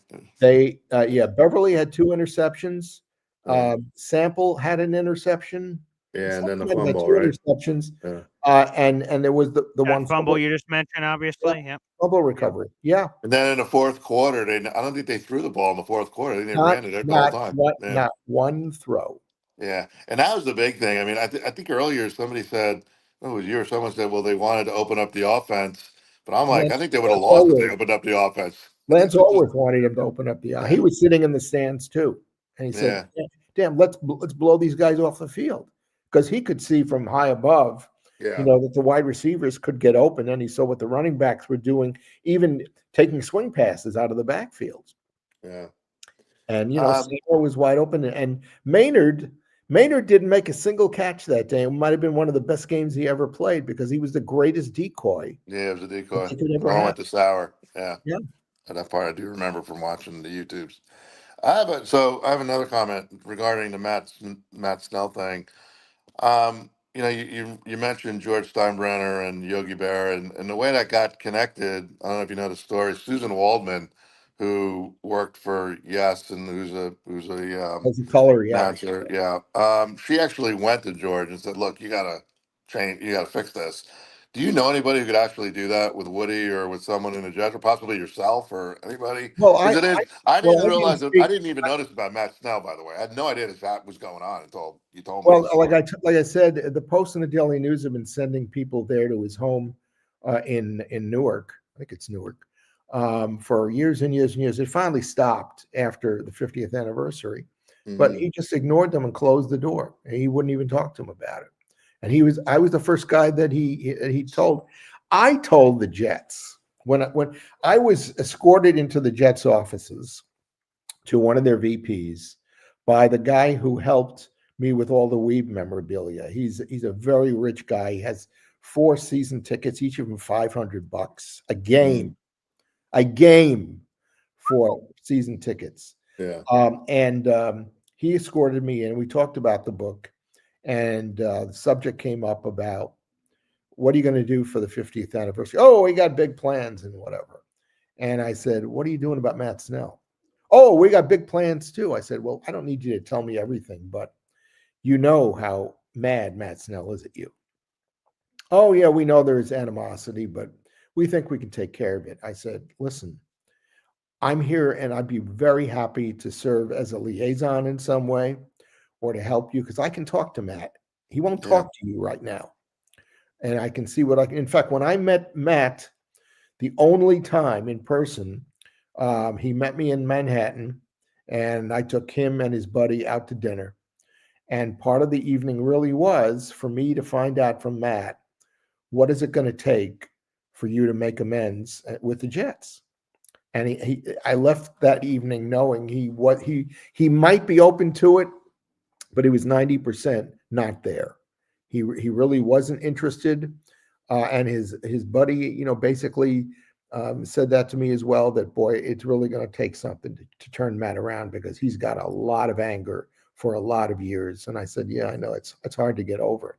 So I offered it to the Jets, and they basically said, don't need any help. We got it all figured out. And I also said last week that at the 50th anniversary celebration, in the hotel at least before the game. This is on Saturday. The game was on Sunday. The VP that I talked to came over to me. I got Matt's uniform in my car in the trunk just in case he shows up. I said he's not showing up. You haven't done what you needed to do. Well, we'll still have a great. I said you'll have a great thing tomorrow, but Matt Snell needs to be there. And I got to tell you. I'm really sad for you and for him that you guys couldn't make this work because this was the time to make it work. And I told Matt, you deserve to come out on the field and get the standing ovation from 75,000 people that you have long deserved. And, and I feel that to this day, but I don't think it's ever going to happen. And That's a shame. I could call Woody's office, from now until hell freezes over, and he's not going to come to the phone to listen to me.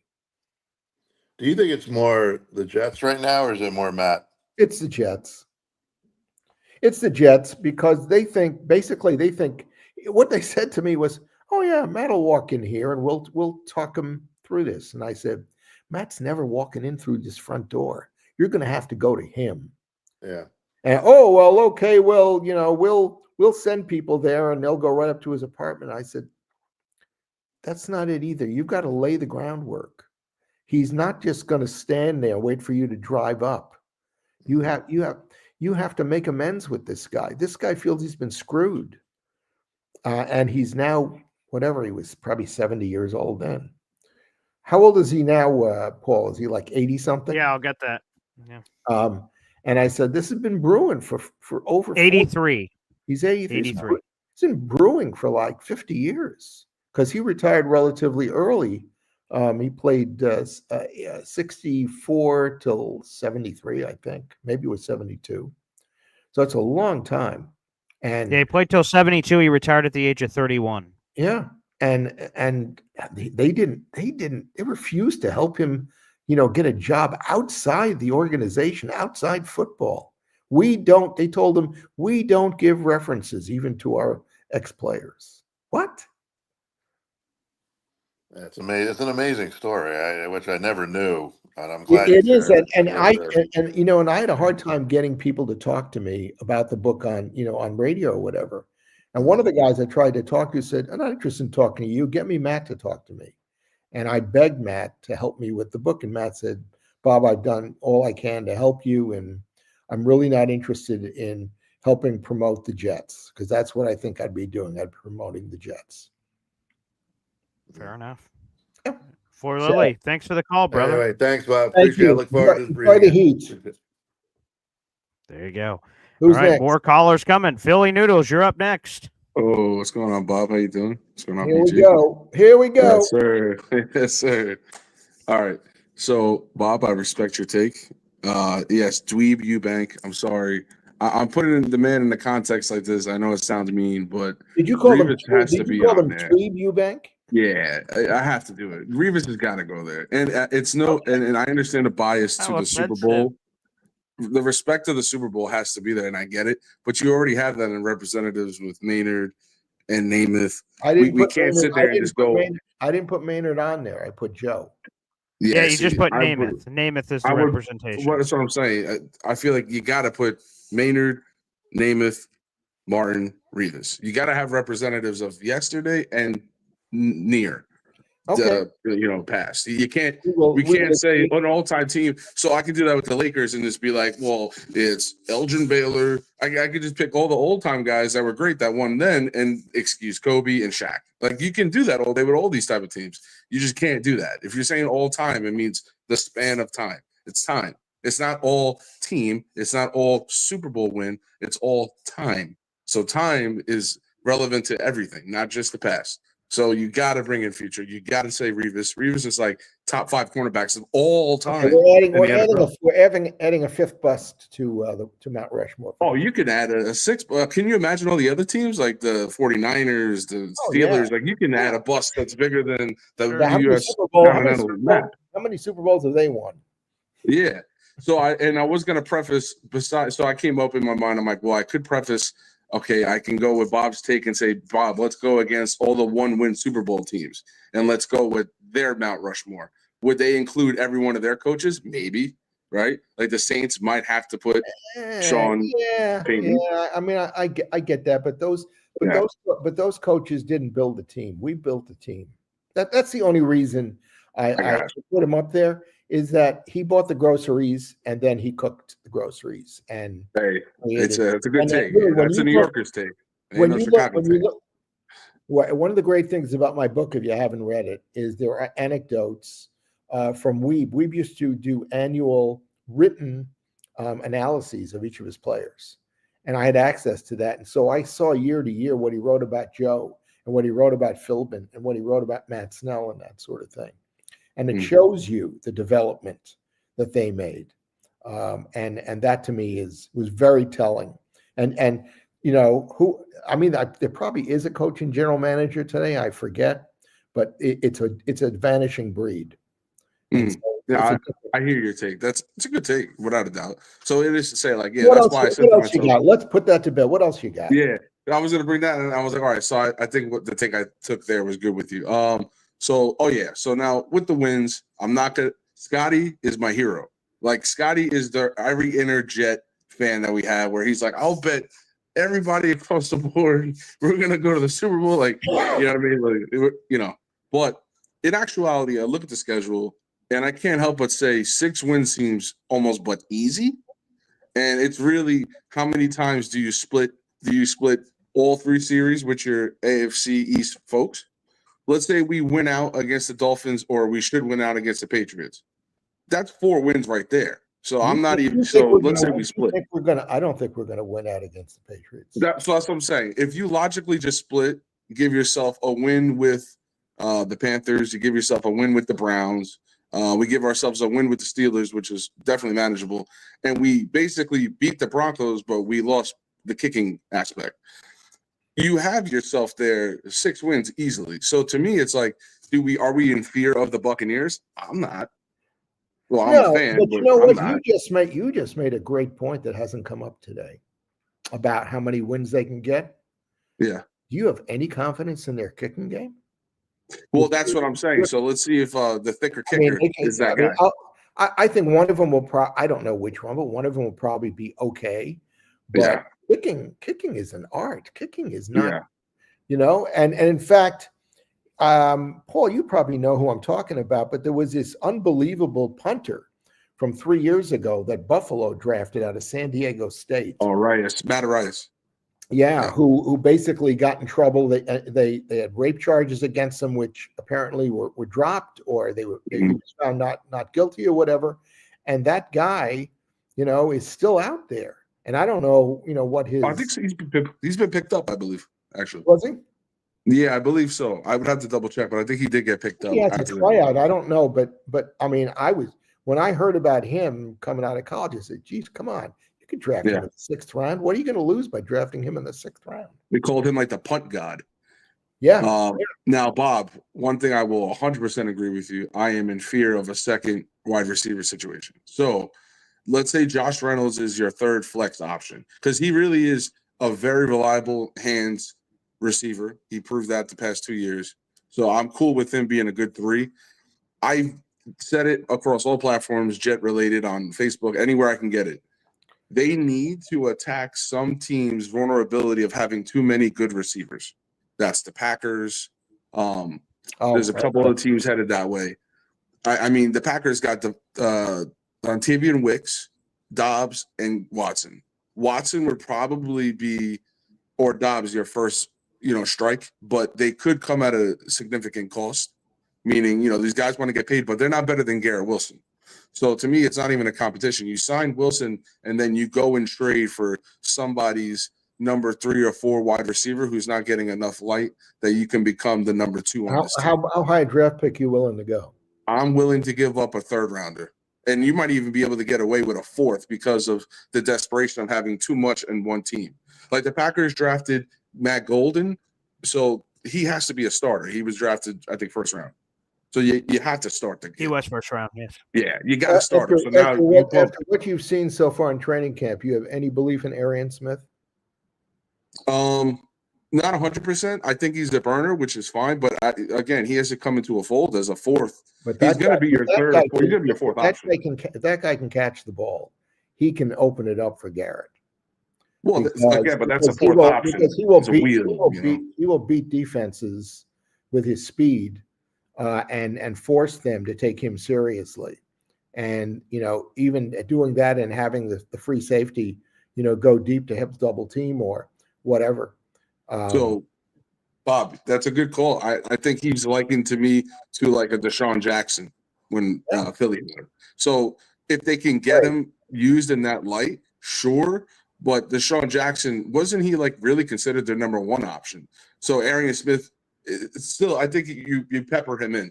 But I still think a number 2 drafted from somewhere else that you can bring in even as a 1-year hey, we gave up this pick because if it works out, he might help us drag ourselves into a wild card Well, spot. I wouldn't give up a 3. Look, a lot of these teams are trading 5s.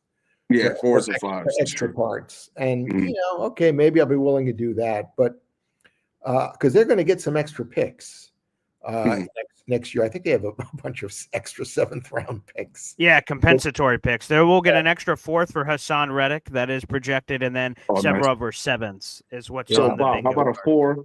a 4 for Romeo Dobbs or Christian Watson? Line him up as your second. I don't know. That's pretty tough. To me, that gives some fear in the other coordinator. Like, oh, okay, Why is Green Bay going to give up a young, talented wide receiver? because they have too many as right now. They have way too many. All they right. just picked up a couple other players too. They picked up Mecole Hardman. That could be special teams play, to be honest. But either way, they have way too many. They have a plethora. Okay. So you're attacking teams with that many. I'm not saying you attack all teams. Teams with that many, you have to go and take a gamble at. Okay. All right. Makes a lot of sense. All Philly, thank you for the call. Folks, we're getting long here, so we'll just do some quick What notes else and you got quotes. to do today, Paul? What else you got to do? I guess that's a good point. So, all right, here's next. We have Bill. What's up, Bill? Whoa! I didn't think I was going to get on. Thought Bill, I'm glad you called. Bill, I've seen you on another show, which we both know. Yeah, and I've heard you talk. I've heard you talk about the '69 Jets, and I was desperately trying to find you on Facebook, on Twitter, whatever, to basically I don't get on Twitter. Oh my God! To try to tell you, like a you gotta read my book. I'm waiting on your book. I purchased it, so I'm waiting for them to mail it to me. Great. I got the hardcover. Are you in New York? I mean, I see Queens on your. Yeah, I'm a Mets fan. I'm a Mets fan in addition to a Jets fan. I'm both. So I grew up in Flushing, literally 2 miles from Shea Stadium. Yeah. So I was a fan. I still am a fan. Although last night, I must admit, Game 2, I deliberately did not watch because I've been disgusted by what I've seen. But now maybe they've turned the corner. We'll see. Maybe. Mm-hmm. But you live in Queens? No, I'm a Latin from Manhattan. Oh, okay, great. Whereabouts? I live on the Upper West Side. Oh, okay, good. Yeah, my son, who just got married, was on the Upper West Side on 92nd Street, and I moved to the Upper East Side on 85th Street. Yeah, I'm one of those guys that has the what is it? The embarrassment of saying, "Well, let me see. I was 11 years old when the Mets won the '69 World Series, and I remember it clearly because I was a Mets fan then. Unfortunately, I was not a football fan then." Ooh. So I was not watching any football back then, and I only heard secondhand about Joe Namath, the guarantee, and all that. Which I thought was great. Have you watched YouTube to look at the game? I have not. Well, go back and watch it, and I'll tell you, it is not the most fascinating football game you're ever going to see. Right. But watching Namath in action, because I think Namath had his best game as an all-around pro, as a field tactician and in his throwing game, and basically not trying to be a gunslinger. And the defense played very well, and there's really twists and turns in that game. Somebody asked me earlier, what was the turning point? Well, there was another turning point in the game. It was the first time Baltimore had the ball, and they methodically marched downfield and watch this, Bill, as you watch the game. And it was 2nd and 10 or something. And John Elliott, who was the Jets' right defensive tackle, was such a good pass rusher, and they thought he was susceptible to the run, but he got better and better against it. But there's just one play, and you can't see it on NBC, but I have the film, the NFL film that they gave to the Jets of that game.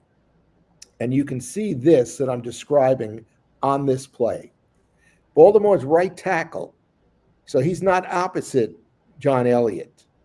Baltimore's right guard, goes to block John Elliott. It's going to be a delay run by Tom Matte. John Elliott throws him off to the side. Here comes the left guard, who is opposite John Elliott. John Elliott basically flattens him. Here comes Hill, the fullback, to block him. And John Elliott basically just says, "Get out of my way." And he throws him aside. And here comes Matty. And Elliott puts his arms around him and holds him to a 1-yard gain. Right. He threw off 3 blocks in about 2.5 seconds. Right. And on the next play, it was 3rd and 9. And they tried running the ball again. And Philbin knocked the running back, I think it was Matty also, 5 yards behind the line of scrimmage. Then they caused Baltimore to have to try a long field goal, which they missed. And that was the first time Baltimore had the ball. And Ralph Baker, who was a left side linebacker for the Jets, I said, "What did you think as all this was happening?" He said, "It really bothered me. I wondered, what's going on here, because they were just moving everything downfield against us. We didn't seem to be able to stop them. And all of a sudden, the defense stiffened up and stopped them. And that was a big part of the game, because Baltimore looked like they were going to go downfield and score a touchdown." Yeah. Anyway. Yeah. I remember in '72 watching the Jets-Colt game where Namath and Unitas hooked up and threw for about 800 yards combined. It was Joe had 6 touchdowns and Unitas had 5. Yeah, unbelievable. Yeah, and John Riggins threw in 125 yards rushing, and he was my favorite running back. He was amazing. Yeah, Amazing. if he had stayed longer, he might be on Rushmore. Yeah. Mm-hmm. For me, I would like to see Wesley Walker on Mount Rushmore too, but you only have so much space unless you want touchdowns. The Dolphins game, right? Talk about dueling quarterbacks. Ken O'Brien, Dan Marino, Wesley Walker, 4 tutties. And he had the kind of speed nobody else in the NFL at that point had his kind of speed. Yeah, unheralded coming out of college.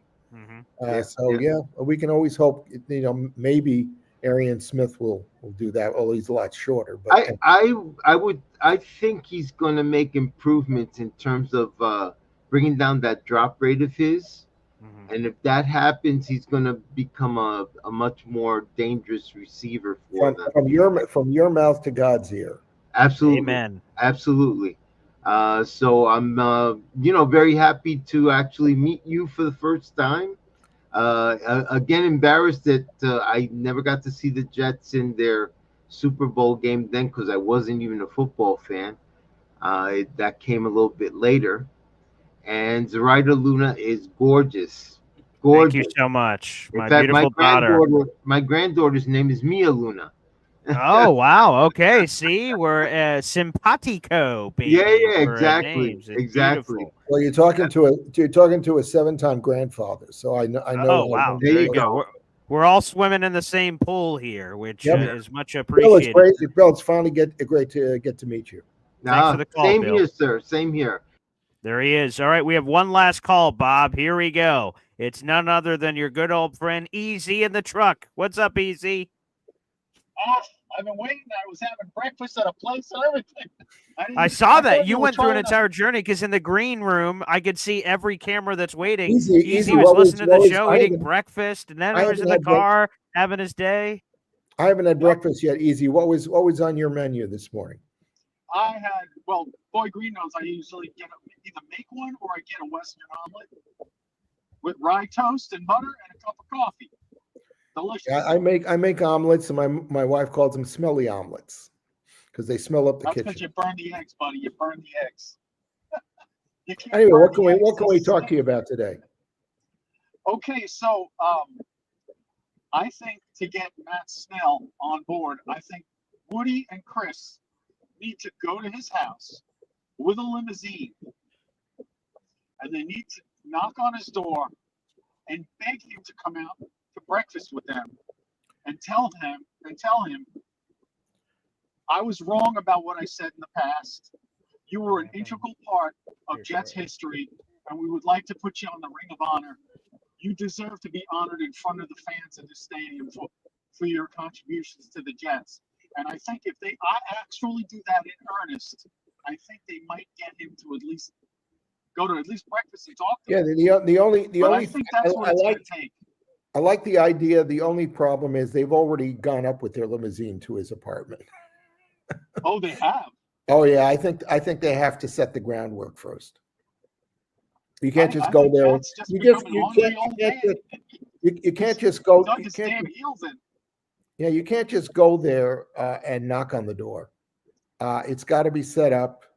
And I think it's a great idea. They should take him out, whatever. But he's 83 years old. Especially now, you got to let him know you're coming, so he's ready. Because he might be sitting there, and he might be sitting there in his undies for all we know. It's no, If I was 83, I I hope. would be sitting there in my undies. Yeah, well, Half I the time hope. I talk to Boy Green, I'm standing there in my undies. I never show them. Thank you for sharing. I Yeah, appreciate that. Anyway, Thank you. I double I down. want to talk about my Mount Rushmore. Go. Okay.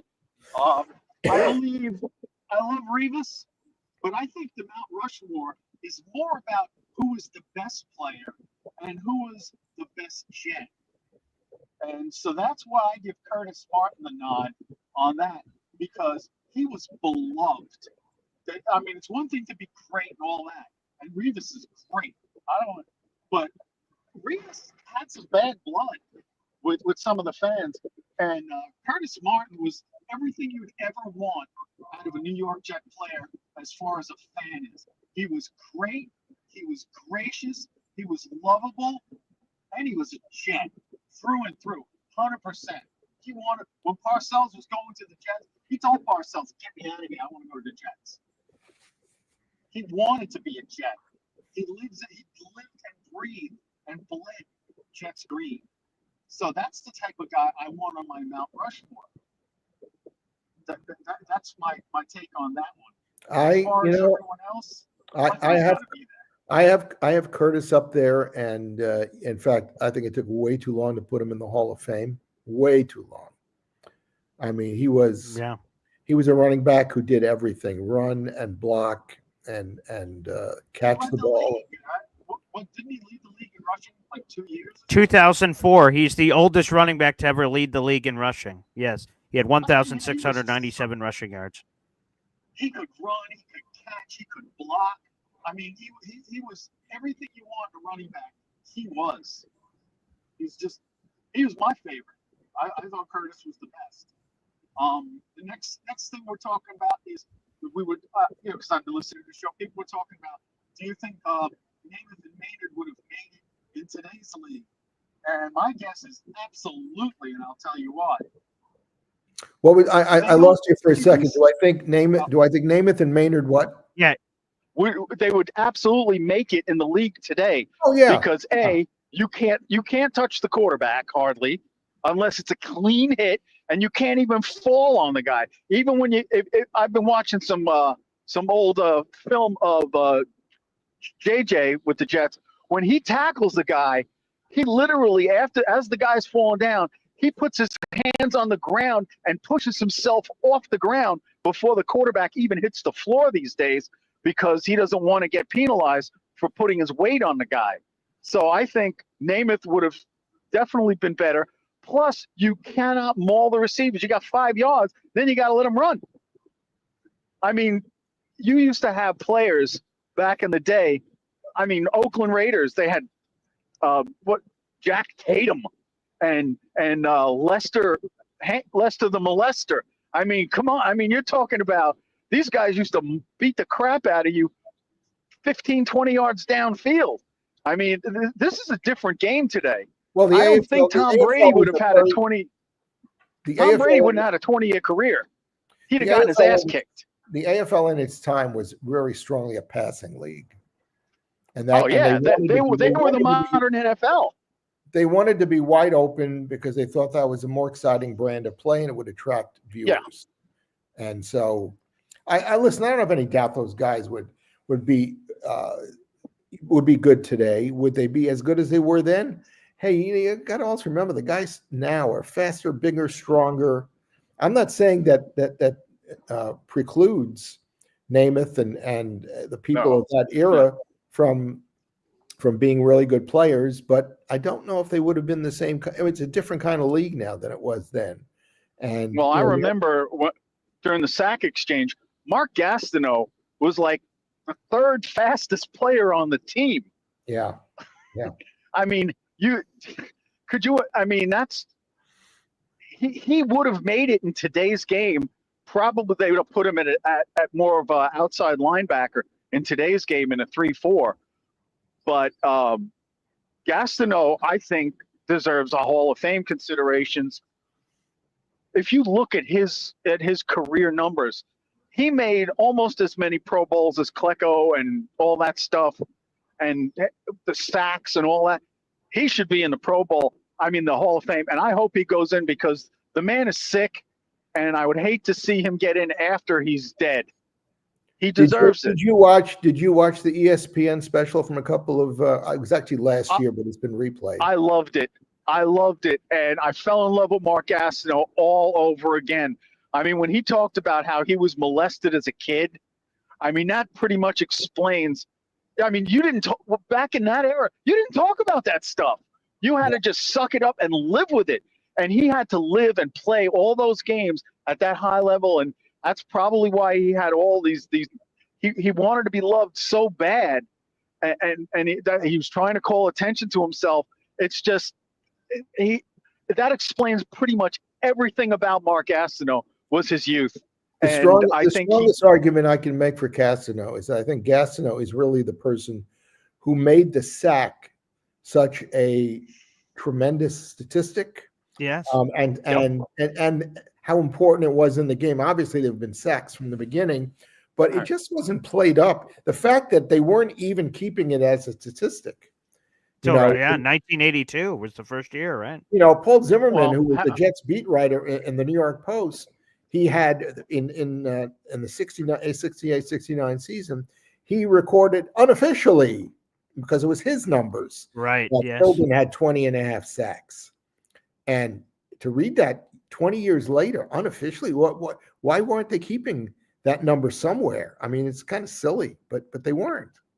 Yeah, an important note, and I appreciate that, Easy, for the Mark Gastineau Pro Football Hall of Fame consideration. We'll have to have that for another show for sure. Bob, a historic show. I hope you get an idea of all the people that have wanted you back on the show. A lot of them called into the program today. That was a lot of fun. So, Bob, thank you so much for taking the time ahead of the holiday. Well, thank you. I appreciate it. I hope everybody out there has a great July 4th, and I look forward to seeing you again, hopefully next week. There we go. Thanks, everybody, for tuning in, to the 400 people that are watching live and the people that watch and listen to the show after the fact. We appreciate it. Have a great day, and we'll